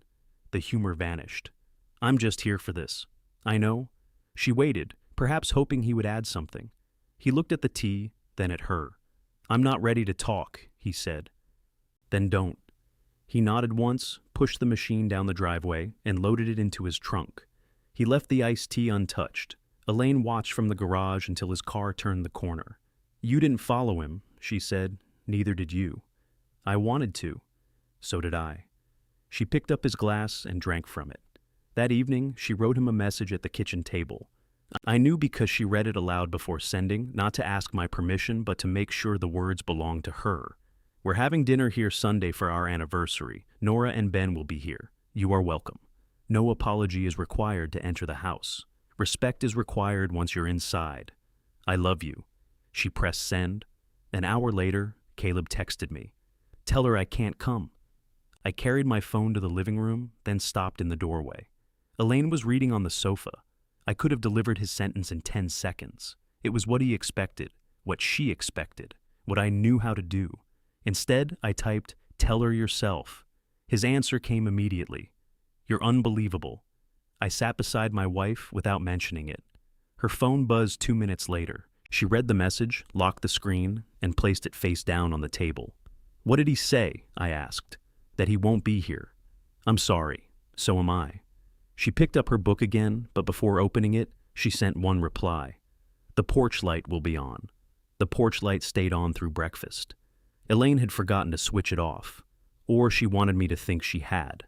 I did not ask. I took 2 mugs outside and sat beside her on the front steps while the sun reached the roofs across the street. Happy anniversary, I said. Is it? I looked at her. The anniversary, she clarified. Is it happy? Parts of it. That's probably accurate. I handed her the mug with less coffee and more milk. 40 years had taught me ratios, if not wisdom. We had agreed not to exchange gifts. Elaine had honored the agreement by giving me a new leather wallet the night before. I had honored it by hiding her gift beneath the spare tire in my trunk.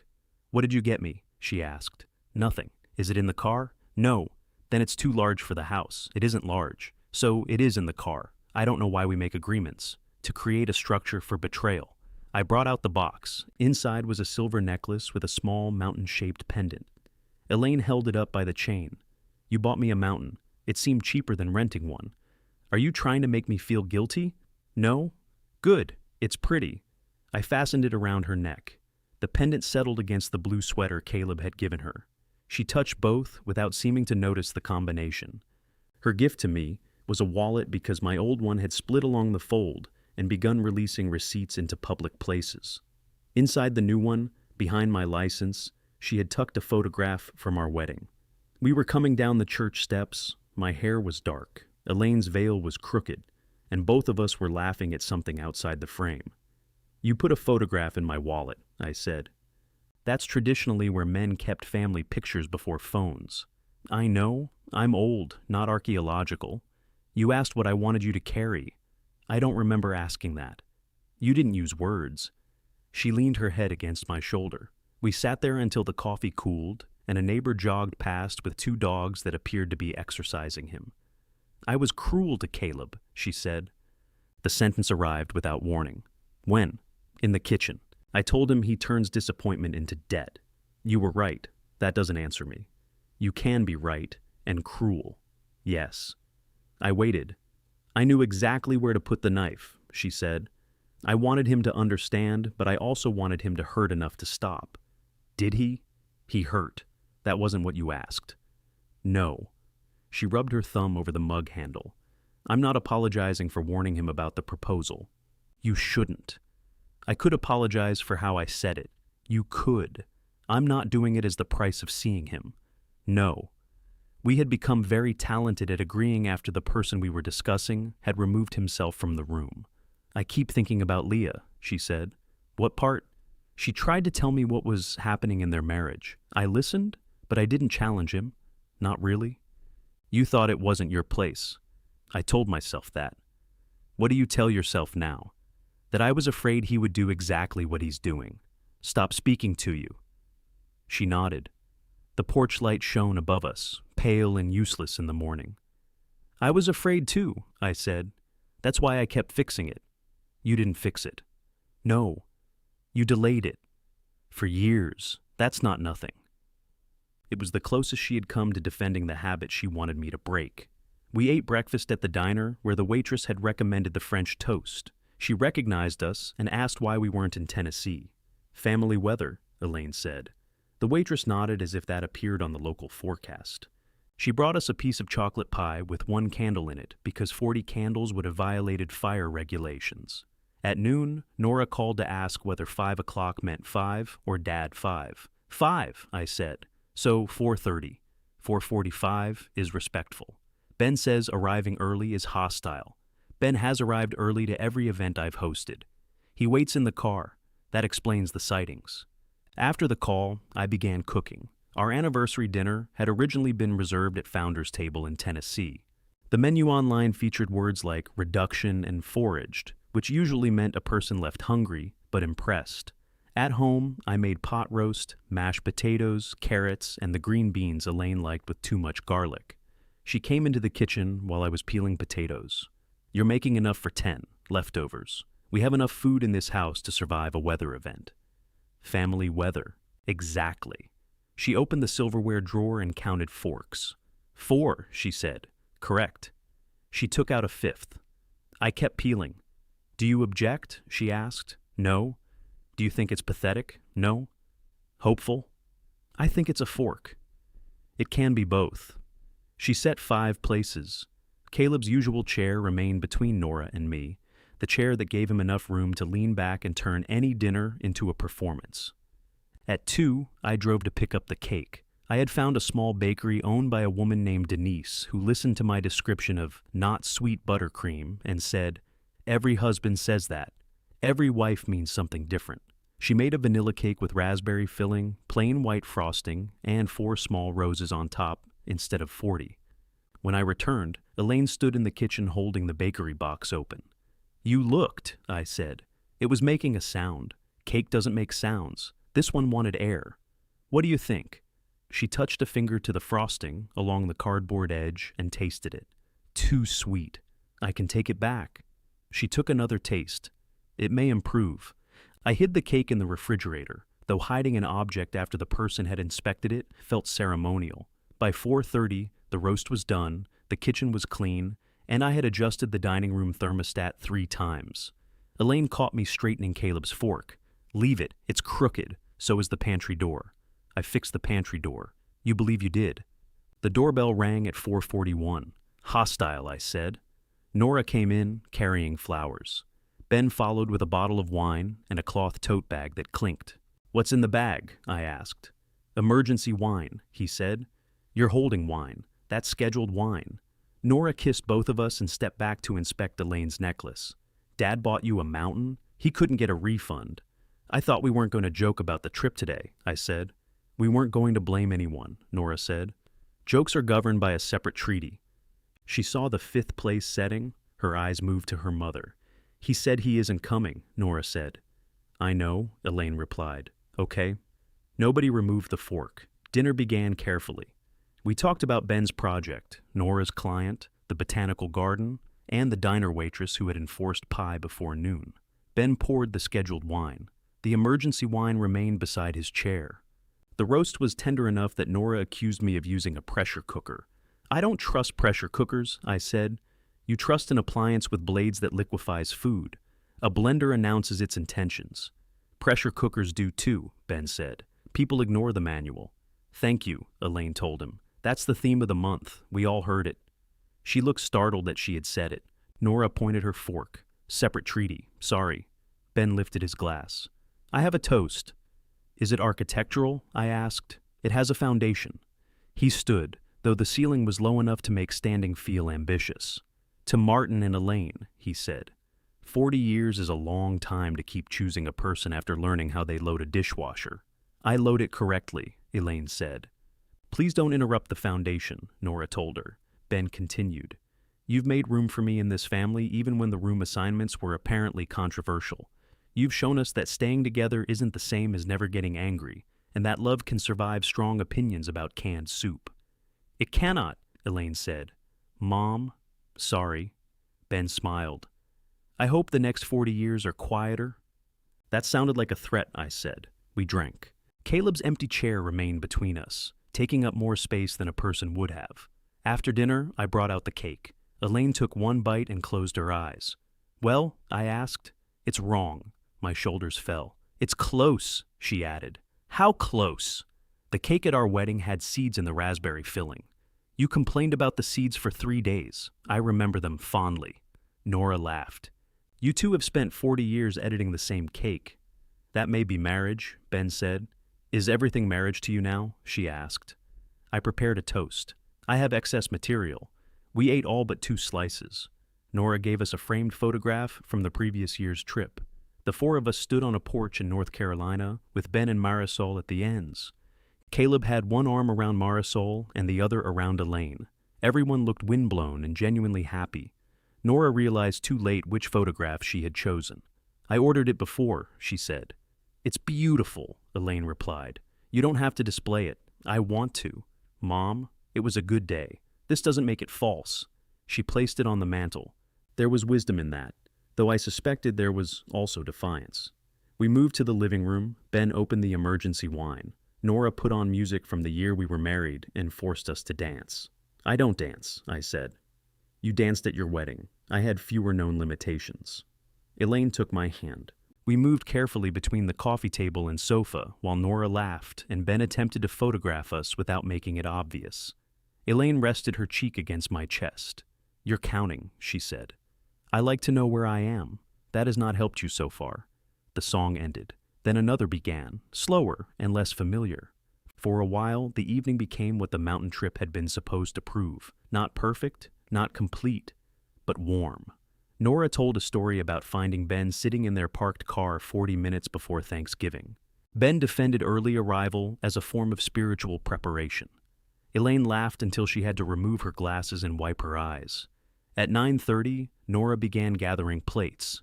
You don't have to clean, I told her. It's your anniversary. That doesn't make dishes ceremonial. It makes them yours tomorrow.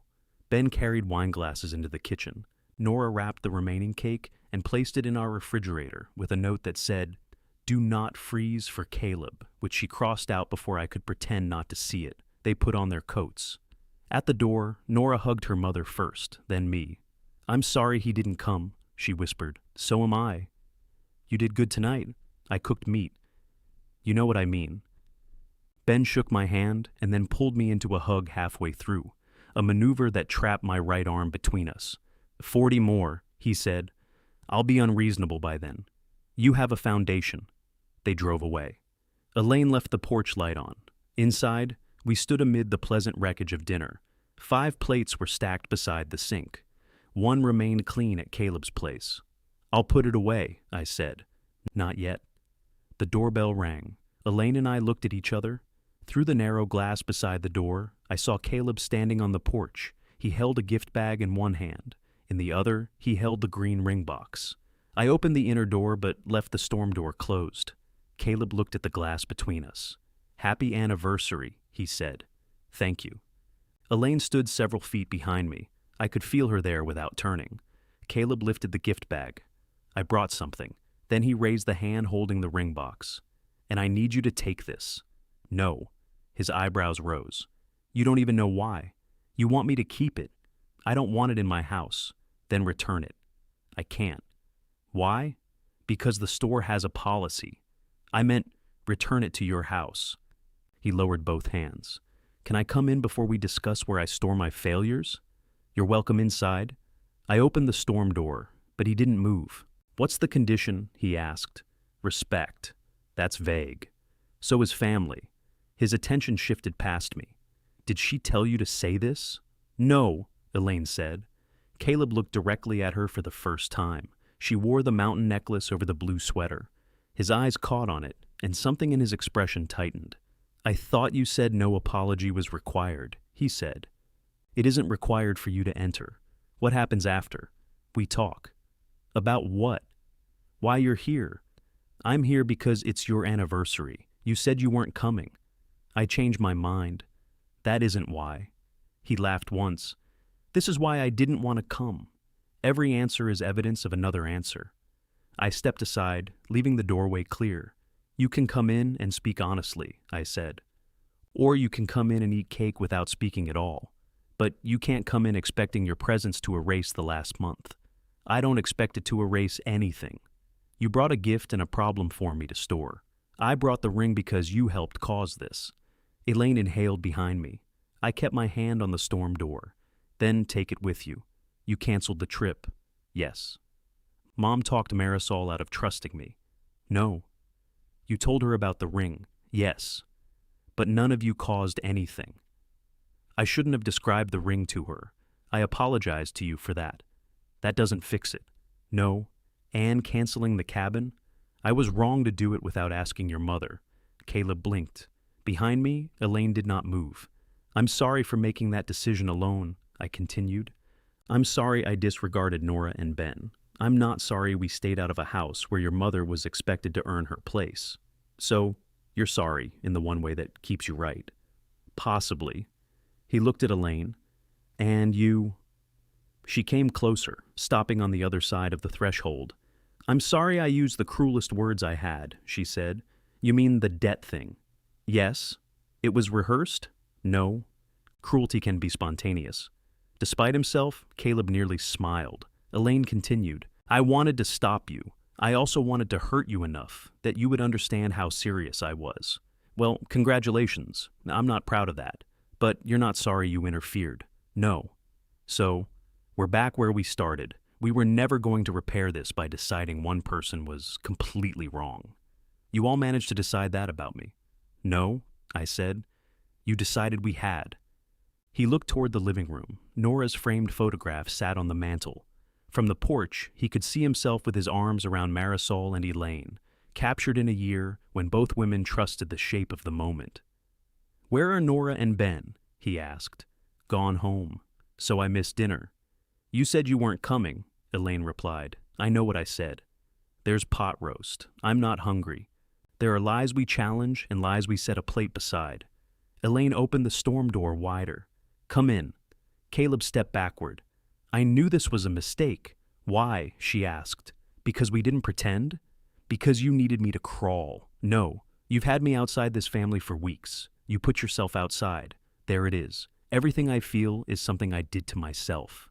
That isn't what she said, I told him. Stop translating her. The words struck all three of us. He looked at me, perhaps surprised to hear them in his own voice. Fine, I said. Ask her. He turned to Elaine. Did you want me here tonight? Yes. Why? Because I love you.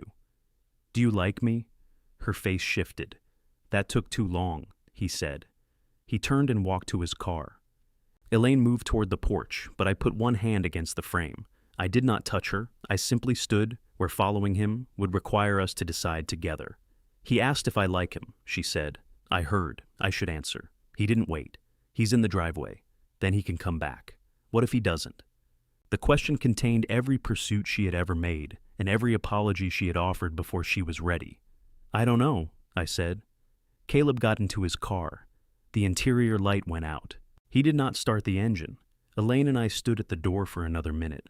Then she closed it. The gift bag remained with him. So did the ring. I carried the unused dinner plate into the kitchen. Elaine took the pot roast from the refrigerator. Neither of us said why. She cut 2 slices while I spooned mashed potatoes into a smaller dish. You're making a plate, I said. I'm organizing leftovers. You put parsley on it. It was going bad. We covered the plate and left it on the counter. Through the front window, Caleb's car remained dark. 10 minutes passed. I filled the sink and began washing dishes that Nora had already rinsed. Elaine dried them. The work gave our hands separate responsibilities. Do you like him? I asked. She set down a plate. That's an awful question. He asked it. I love him. That wasn't what he asked. I know. She folded the dish towel over the oven handle. Sometimes, she said, I don't like who he becomes around disappointment. That's still not the question. Do you like everything about him? No. Then why do I have to answer perfectly? You don't. She looked through the doorway toward the front of the house. Yes, I like him. I like how he makes strangers feel included. I like that he remembers what people drink. I like his terrible impressions. I like that he still calls when a movie we used to watch is on television. He hasn't done that lately. That doesn't erase when he did. No, I don't like how small he can make people feel when he wants them to give in. Then tell him both, if he comes back. The car remained for 43 minutes. I know because I checked the clock while pretending not to check the window. At one point, the brake lights came on. Elaine gripped the edge of the counter. The lights went dark again. At 52 minutes, the doorbell rang. This time, Elaine opened it. Caleb stood there without the gift bag. He had left it in the car. The ring box remained in his hand. I don't know how to do this, he said. Neither do we, she replied. She let him in. He stopped in the entryway, looking around as if the house had changed while he was gone. The framed trip photograph on the mantel caught his attention again. So did the fifth plate at the table. You set a place for me, he said. I set a place for the possibility of you. That sounds like something printed on a pillow. It sounded better in my head. He followed us into the kitchen. Elaine uncovered the plate and put it in the microwave. I'm not hungry, he said. Then watch it turn. He sat at the table. The microwave hummed. I took the chair beside him, instead of the one between him and Elaine. Caleb set the green box in front of himself. She gave it back? I asked. She never had it. Right. I left it on her sister's porch yesterday. She texted me to pick it up. You left a diamond on a porch? Elaine asked. It was inside the storm door. That isn't better. I wasn't thinking about theft. What were you thinking? That if she saw I wasn't asking, she'd understand. Elaine sat across from him. You were still asking. I know that now. The microwave beeped. Nobody moved to open it. Caleb rubbed his thumb over the gold line on the box. She said, I don't hear anything until it costs me something. What did you say? I asked. I told her she had made it cost me. Elaine closed her eyes briefly. I know, Caleb said. That was the wrong thing. Why was it wrong? She asked. Can I eat before the oral exam?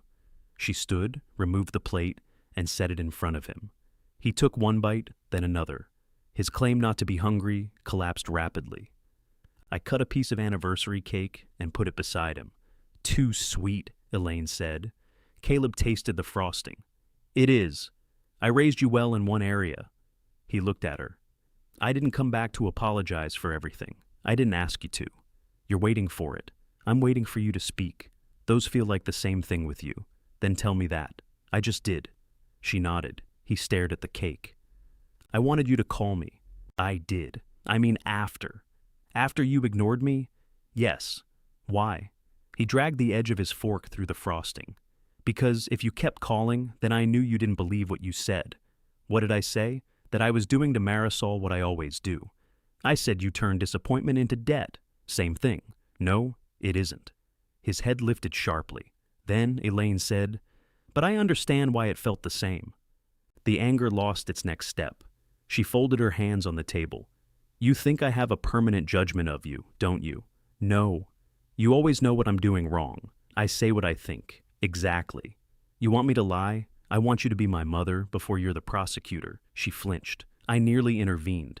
My body prepared before my mind did. Soften his sentence. Explain Elaine's intention. Remind him she loved him. I kept quiet. Elaine looked at him for a long time. That's fair, she said. Caleb's eyes filled before his face could prevent it. He looked down. I didn't mean, yes, you did. I didn't mean it like that. Maybe you meant it exactly like that. He rubbed one hand over his mouth. I wanted you to approve of Marisol, he said. Then you did. And somehow that felt worse. Why? Because she started talking to you when she was unhappy. She talked to you first. She talked to both of us. But you only punished one of us. His hand stopped. I didn't punish her. You told her she embarrassed you. Because she did. By saying no. By telling my family before I knew what she was saying. Elaine leaned forward. She told you. You kept translating not now into later. The room went quiet. Caleb looked at me. You see, this is what she does. I did see. I saw Elaine's precision hardening into pressure. I also saw Caleb asking me to rescue him from a sentence that fit. She may be right, I said. You're still allowed to answer for yourself. He looked betrayed. I thought the trip would help, he said finally. How? Elaine asked. He opened the ring box. The diamond flashed beneath the kitchen light. It was smaller than I remembered, or perhaps every plan surrounding it had made it seem larger. If everybody was there, he said, it would feel real. Marisol would see I wasn't uncertain. You'd see I was serious. Did you think she would say yes? I asked. He shut the box. I thought she wouldn't say no. There it was, not a confession of cruelty, something sadder. A confession of fear arranged as romance. Elaine's face softened, but she did not reach for him. And me? She asked. What did the family being there do to my no? Caleb looked toward the clean fifth plate still sitting on the counter. I thought you'd behave, he said. Elaine let out one astonished breath. He winced. That came out wrong? No, I said. It came out honestly. Caleb stared at the closed ring box. I didn't think of it as excluding you, he said. I thought if Dad and Nora were there, you wouldn't keep fighting. You wanted the family to make me easier, Elaine replied. Yes. The word barely reached us. Then he looked at me. And I knew you would. He didn't say it accusingly. That made it worse. I looked at my son across the kitchen table and saw the confidence I had spent years building in him. Not confidence that I would love him, but confidence that I would make resistance disappear. Yes, I said. I would have. Elaine's eyes moved to me. Caleb sat back. At least somebody tells the truth eventually. I would have told your mother that her point was valid, but her timing was bad. I would have asked her to apologize for her tone. Then I would have told Nora that everybody needed to keep the peace because we had all invested in the trip. You say that like it's sinister. I would have called it practical. It is practical. It worked well for you. His face tightened. So this is my fault because you didn't know how to stand up to Mom? No. That's what you're saying. I'm saying I taught you that if you stayed angry longer than everyone else, I would rearrange the family around you. I didn't ask you to. Sometimes you did. When? You just brought me a ring because you don't want it in your house. He looked at the green box. That's different. It's exactly the size of different I've been using for years. Elaine gave me a brief look. It was not approval. It was recognition. Caleb pushed his plate away, though only crumbs remained. Fine, he said. You enabled me. Mom judged me. Nora avoided everything. Do we all get certificates? This isn't about distributing equal portions of blame, Elaine said. Of course not. You'd lose control of the knife. The old stillness came into her face. I waited for her answer. So did Caleb. She exhaled. That was cruel, she said. You deserved it. Possibly it was still cruel. His mouth opened, then closed. Elaine folded her hands again. I do make my judgment feel permanent. I don't mean to, but I do. When I believe something is wrong, I speak as if the person doing it has become the wrong thing. You told me I turned disappointment into debt. You do. He laughed sharply. And, she continued, you are not only that, you're not even that all the time. What a relief. I like you, Caleb. He looked away. I like your ridiculous voices, she said. I like that you always find the person standing alone at a party. I like how you can make a boring errand feel like we're getting away with something. I like that you remember the names of every waiter we've ever had. They wear name tags. You remember them the next time. She reached toward him, then stopped with her hand on the table. I don't like what you do when someone disappoints you. I don't like how quickly love becomes a test. Both things are true. He swallowed. I didn't ask you to list my good qualities. You asked if I liked you. That was before I sat in the driveway for an hour. I liked you then too. Could have fooled me. I was angry. That's the problem. When you're angry, nobody can feel anything else from you. The words hit her. She did not argue. He continued, quieter. When I was married to Leah, I always knew when she'd called you. You'd look at me differently. She called me once. She called more than once. Elaine blinked. She would hang up before you answered, he said. I saw your number on her phone. That doesn't mean I know. I'm telling you what I thought. What did you think? That you two had already decided who I was. Leah never asked me to take her side. She didn't have to. You liked her. I like both of you. You believed her, sometimes. His laugh was small and bitter. Exactly. Elaine's eyes narrowed, but her voice remained steady. Was she lying? No. The answer cost him. He looked down at his hands. She wasn't lying, he repeated. But every time she told you something, it felt like I had fewer places left where I was still the good person. There are no places where you get to be the good person regardless of what you do, Elaine said. And there's the prosecutor. No, there's your mother telling you that being loved is not the same as being found innocent. The kitchen clock ticked. The refrigerator motor started, stopped, then started again, as though it too was having trouble deciding when to speak. Caleb wiped his palms on his jeans. "Why did you cancel it?" he asked me. He had already asked in the driveway. I had already answered. This time, the question was different. "Because I heard you planning the first night," I said, "not just the apology. Everything. Your mother would say the correct words. Nora would keep things calm. I would make sure the conversation ended before dinner. Marisol would see everybody smiling and believe the proposal was safe. I wasn't thinking all that. I was. I had the rooms assigned, the restaurant timed, and your ring in my drawer. I had helped build the whole stage. So you tore it down." "Yes. To protect Mom." At first, that's what I told myself. Elaine watched me. "I canceled because I was angry," I said. "I saw what I had helped create, and I wanted to stop it in one clean move." Then I called that protecting your mother because it sounded better than admitting I had made another decision for everyone. "You still think canceling was right. I think going would have been wrong. I think the decision belonged to more than me." Caleb traced the gold line around the ring box. "Nora says the same thing. She's still angry. She told me." "When did you speak to her?" "This afternoon." Neither Elaine nor I tried to hide our surprise. "I called her," he said. "I didn't ask her to talk to Marisol." "That's progress," I said. "Don't grade me. Sorry." She said, "I use you like a customer service department." That sounds like Nora. She said Mom is the complaints division. Elaine's mouth moved. That also sounds like Nora, and she said she was tired of planning her reaction around mine. "What did you tell her?" I asked. "That she does the same thing? Did that go well?" "No." He rubbed his eyes with both hands. "I don't know what you want me to say." "We don't have a required statement," Elaine told him. "You want me to apologize?" "Yes." He looked at her. "That doesn't mean I'm going to force the words out of you," she said. "I want you to understand what you're apologizing for. And if I don't, then an apology is decoration." He turned to me. "Anything to translate?"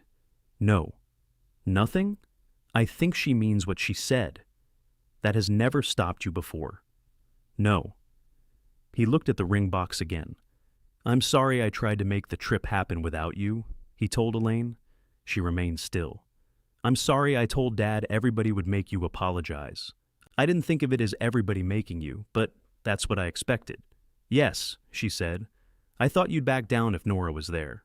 "I know, and I thought Marisol would say yes if all of you were happy." His voice broke on the last word. He cleared his throat. "I knew she might not want to," he said. "I just thought once it was happening, she would want to be the person who said yes."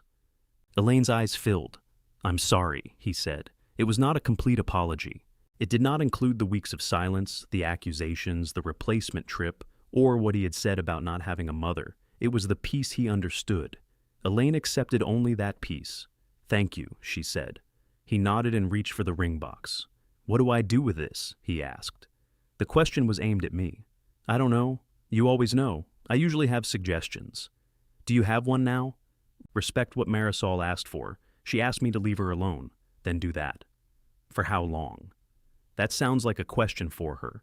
She won't answer. Then you don't have an answer yet." He looked irritated, but beneath it I saw something else. The realization that uncertainty would not kill him, even if none of us rushed to remove it. He slid the box into his pocket. When he stood to leave, Elaine stood too. They faced each other beside the table. "Can I hug you?" she asked. He hesitated. "No," he said. Her face fell, but she nodded. Then he stepped forward and hugged her anyway. It was not graceful. His arms went around her too tightly, and hers remained at her sides for half a second before rising to his back. "I'm still angry," he said against her shoulder. "So am I." He released her.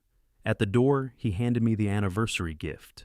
Inside was the same bottle of Riesling he had taken from our kitchen, along with 2 stemless wine glasses and a card he had not signed. "Did you buy us our own wine?" I asked. I added glasses. "That explains 40 years of parenting." He almost smiled. "I'll bring the pressure washer back tomorrow," he said. "You can keep it another day. My patio's clean." "You used it?" "That's generally why people borrow pressure washers." He opened the storm door. then looked back at Elaine. "Thanks for dinner." "You're welcome." The porch light followed him to his car. The next afternoon, he returned the pressure washer through the front door. He rang the bell, waited for Elaine to answer, and asked whether she wanted the lentil soup in the freezer or whether he could take it home. She told him it had never stopped being his soup. That did not make everything easy. For several weeks, every visit felt like a chair balanced on two legs. Caleb came for coffee and left when conversation moved too close to Marisol. Elaine asked questions that sounded like accusations even when she intended concern. He made jokes about tribunals and then claimed he was only joking when nobody laughed. The difference was that he returned. He called Elaine directly when he was angry. She answered him instead of asking me what I thought he meant. Sometimes their conversations ended badly. The next day, one of them called again. I had to learn what to do with the empty space between them. At first, I filled it with projects. I painted the upstairs bedroom, reorganized the garage, and adjusted the pantry door until it became crooked in the opposite direction. "You've overhelped the hinge," Elaine told me. "It lacks gratitude. It learned from us." Nora did not forgive Caleb on schedule. At the first family dinner after our anniversary, she told him the replacement trip had made her feel like a tool he expected to pick up. "I invited you," he said. "You recruited me. I thought you wanted to go. I wanted to go with the family. Mom could have come," after apologizing. "That's not an invitation. That's parole." Ben quietly removed the scheduled wine and replaced it with the emergency bottle. Caleb left the table once, walked as far as the porch, then came back without anyone following him. "I'm sorry," he told Nora. "For which part?" "The car-shaped pool table." She stared at him. Then he added, "And treating you like your anger was only valid when it helped me." That apology took. Marisol met him once at a coffee shop to exchange the last of their belongings. He told us only that she was doing well and did not want contact for a while. He did not blame Elaine when he said it. He kept the ring, though I never saw the box again. Winter arrived. The mountain pendant began appearing with different sweaters. The canceled week stopped being the first subject beneath every other subject. One evening, Elaine opened the desk drawer looking for stamps and found the old itinerary folder. She brought it to the kitchen and placed it between us. "I thought you threw this away," she said. I considered it. She turned through the pages, the hikes, the grocery list, the rain options, the photograph of the blue mountains. Then she looked up. "What would you think about trying again? The same house? No. The same week? No. The same family?" She rested her palm on the closed folder. "That," she said, "is what we would have to decide." "We don't have to decide tonight," I said. "That's already an improvement." Elaine opened the folder again. She studied the photograph of the cabin, then slid it toward me. "I don't want to recreate this trip," she said. "Neither do I. I don't want an anniversary replacement. It would be difficult to replace. We've already used the anniversary. I mean, I don't want to prove anything. No soul restoration. I'd settle for towels that don't smell damp." We began with 2 nights instead of 7. The cabin Elaine found was near Boone, small enough that the listing did not call it an estate, a lodge, or a retreat. It had 3 bedrooms, 1 bathroom upstairs and 1 down, and a porch facing a wooded slope. The mountains were visible through the trees if the weather cooperated. The cleaning fee suggested the cleaner remained spiritually unsettled. I did not book it. We sent the link to Nora, who sent it to Ben, who examined the foundation in every photograph. "The western corner appears unsupported," he said over dinner. "It's a rental listing," Nora told him. "They're not going to include a structural cross-section." "They should." Caleb sat across from them, turning his phone face down on the table. "When?" he asked. "First weekend in April," Elaine said. "Is this an invitation? It's a discussion." He nodded as though those words had once been interchangeable and no longer were. Nora looked at him. "Would you want to go? Do you want me there?" "That isn't the question. It affects the answer. I want to know whether you can go without treating every disagreement like a referendum on whether we love you." Caleb glanced at me. I picked up my water. He looked back at her. "I can try." "That sounds like a human answer," Ben said. "Thank you, robot architect. I contain warmth, mostly in the measuring cup." Nora smiled despite herself. Elaine asked Caleb directly, "Would you want to go?" "Yes. Why?" He considered it. "Because I miss the trips," he said. "Not because I think one will fix anything." "That sounds like another human answer," Ben said. "No one asked the house inspector," Caleb told him. We discussed rooms before I booked. I explained that Elaine and I would take the downstairs bedroom because the bathroom had a walk-in shower. Nora and Ben chose the room farthest from the stairs because Ben snored and Nora claimed walls amplified him. That left Caleb with the smallest room, which had 2 twin beds. "Fine," he said.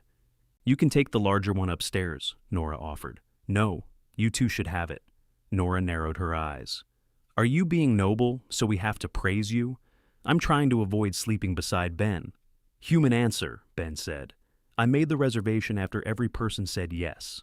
When the confirmation appeared, I waited for the rush of satisfaction I used to feel when a plan became official. Instead, I felt nervous. This trip could fail. Everyone had been consulted, which meant I could not protect myself by pretending the outcome belonged to me. I printed only the address. Then, I printed the check-in instructions because the front door had a keypad. Then the emergency number because that seemed prudent. Elaine caught me adding a map to the nearest hospital. "Bees?" she asked. "Mountains." She removed the hospital map from the folder. The weeks before the trip passed without a crisis, which did not mean they passed easily. Caleb visited most Sundays. Sometimes he came late. Once he canceled 10 minutes before dinner, and Elaine said, "Thank you for letting us know," in a tone that turned the sentence into a polished blade.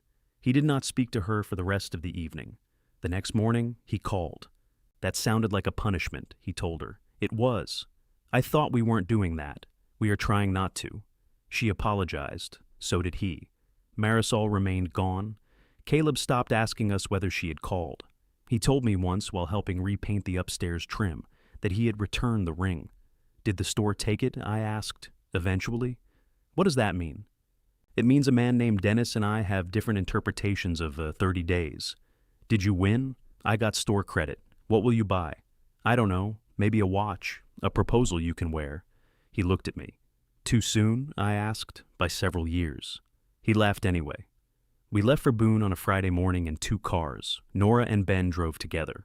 Caleb rode with us, a decision nobody discussed until he placed his bag in our trunk. "You don't want your own car?" I asked. "Dad." "What?" "I can survive 3 hours with you. It's closer to 4. Then this may be the breakthrough you've been waiting for." Elaine drove the first half because she said I followed trucks too closely. I sat in the passenger seat with the printed directions on my lap, while the navigation system gave the same instructions more accurately. From the back seat, Caleb said, "You know the phone can route around traffic. Paper doesn't lose signal. Paper also doesn't know the bridge is closed. The bridge is not closed. 10 miles later, the bridge was closed." Elaine did not say anything. She didn't need to. Her shoulders had a voice. The detour took us past a roadside farm stand, where Caleb insisted we stop. We bought apples, blackberry jam, and a loaf of bread nobody needed. Elaine found a jar of chow chow and spent 5 minutes explaining to Caleb why the contents were not relish. "It appears to be relish," he said. "It's pickled vegetables. That's relish with ambition." He bought it for her. At the cabin, Ben inspected the western corner before taking his bag inside. "It's supported," he announced. "I can relax," I said. "You can begin." The place was cleaner than the photographs and smaller than all of us had imagined. The kitchen had 1 counter, forcing anybody who wanted coffee to negotiate with whoever was cutting vegetables. The upstairs bathroom door did not close unless lifted by the handle. The fireplace required an instructional video narrated by a man who whispered. There was no overlook, no large dining table, no scenic bedroom to fight over, no restaurant reservation waiting to organize the night. That first evening, we made chili and burned the bread. Ben opened wine without classifying it as scheduled or emergency. We played cards at a square table meant for 4, with Caleb sitting at the corner between Nora and me. Halfway through the game, Nora accused him of cheating. I did not cheat. "You looked at my cards. You held them at eye level, my eye level. We share airspace. You used that excuse when we were teenagers, and it remains legally sound." He won the hand. Nora called him a parasite. "Careful," he said. "I'll refuse to visit." Silence dropped over the table. Caleb's smile disappeared. He looked down at his cards. "I'm sorry," he said. "That wasn't funny." "No," Elaine said. Nora studied him. "I was going to say it was a little funny," Ben offered. "It wasn't," Nora and Elaine said together. "Independent findings," he replied. Caleb set down his cards. Do you want me to sit out? No, Nora said. I want you to stop making the worst thing in the room into a joke before anybody else can touch it. He nodded. I can do that. She gathered the cards and dealt the next hand. Nobody left the table. Rain came during the night and stayed through Saturday morning. My printed list contained 3 possible hikes and no rain options. I felt both irresponsible and free. We drank coffee on the covered porch. Fog filled the spaces between the trees, hiding the mountains entirely. So much for the view, Caleb said. It may improve, I told him. Dad, the clouds are inside the yard. We have a whole day. Nora and Ben drove into town to visit a bookstore. Elaine wanted to read near the fireplace. Caleb and I remained on the porch, listening to rain tap the metal roof. He wore an old sweatshirt and held his mug in both hands. For a while, neither of us spoke. I almost didn't come, he said. When? Several times. What changed your mind? Mom asked me why I wanted to. That was enough? No. It annoyed me. Her specialty. I kept trying to come up with an answer that would sound good. What did you have? Family is important. Traditions matter. Life is short. All strong candidates for decorative signs. Exactly. He looked into the fog. Then I realized I wanted to know if I could be here without making everybody prove they wanted me here. How is that going? I got the worst bedroom. You accepted it voluntarily. I know. That ruined the experiment. I smiled. He took a drink and wiped rain from the porch rail with his thumb. Would you cancel it again? He asked. The first cabin? Yes. I would talk to your mother first. That's not an answer? It's the important part. Would you? Yes. His jaw tightened, but he nodded. I would cancel after we talked, I said. Or she would. Or we'd decide not to attend. I wouldn't put her in that house under those conditions. You'd still choose her. She's my wife. I'm your son. Yes. Why does one have to win? It doesn't. That's what I failed to understand. He looked at me. I thought choosing you meant preventing your choices from costing you the family. I thought choosing your mother meant canceling the trip for her. Both versions gave me control. So, what does choosing me look like now? Sitting here. That's it? For now? He gave a short laugh. You've become very disappointing. I'm told it builds character. The rain eased. You know I blamed you because I couldn't blame Marisol, he said. I suspected. If I blamed her, then she could really leave. If I blamed you and Mom, then she was still mine, and you had taken her. She was never yours that way. I know. He said it without defensiveness. Do you think she'll come back? He asked. I don't know. If she doesn't? I still don't know. That's your answer to everything now. It saves time. He put his mug on the railing. I miss her. I know. I also miss who I was when she still believed me. The sentence sat between us.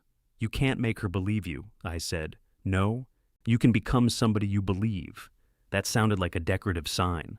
I've been married 40 years. Some material accumulates. He laughed. When the fog lifted, the mountains appeared without drama.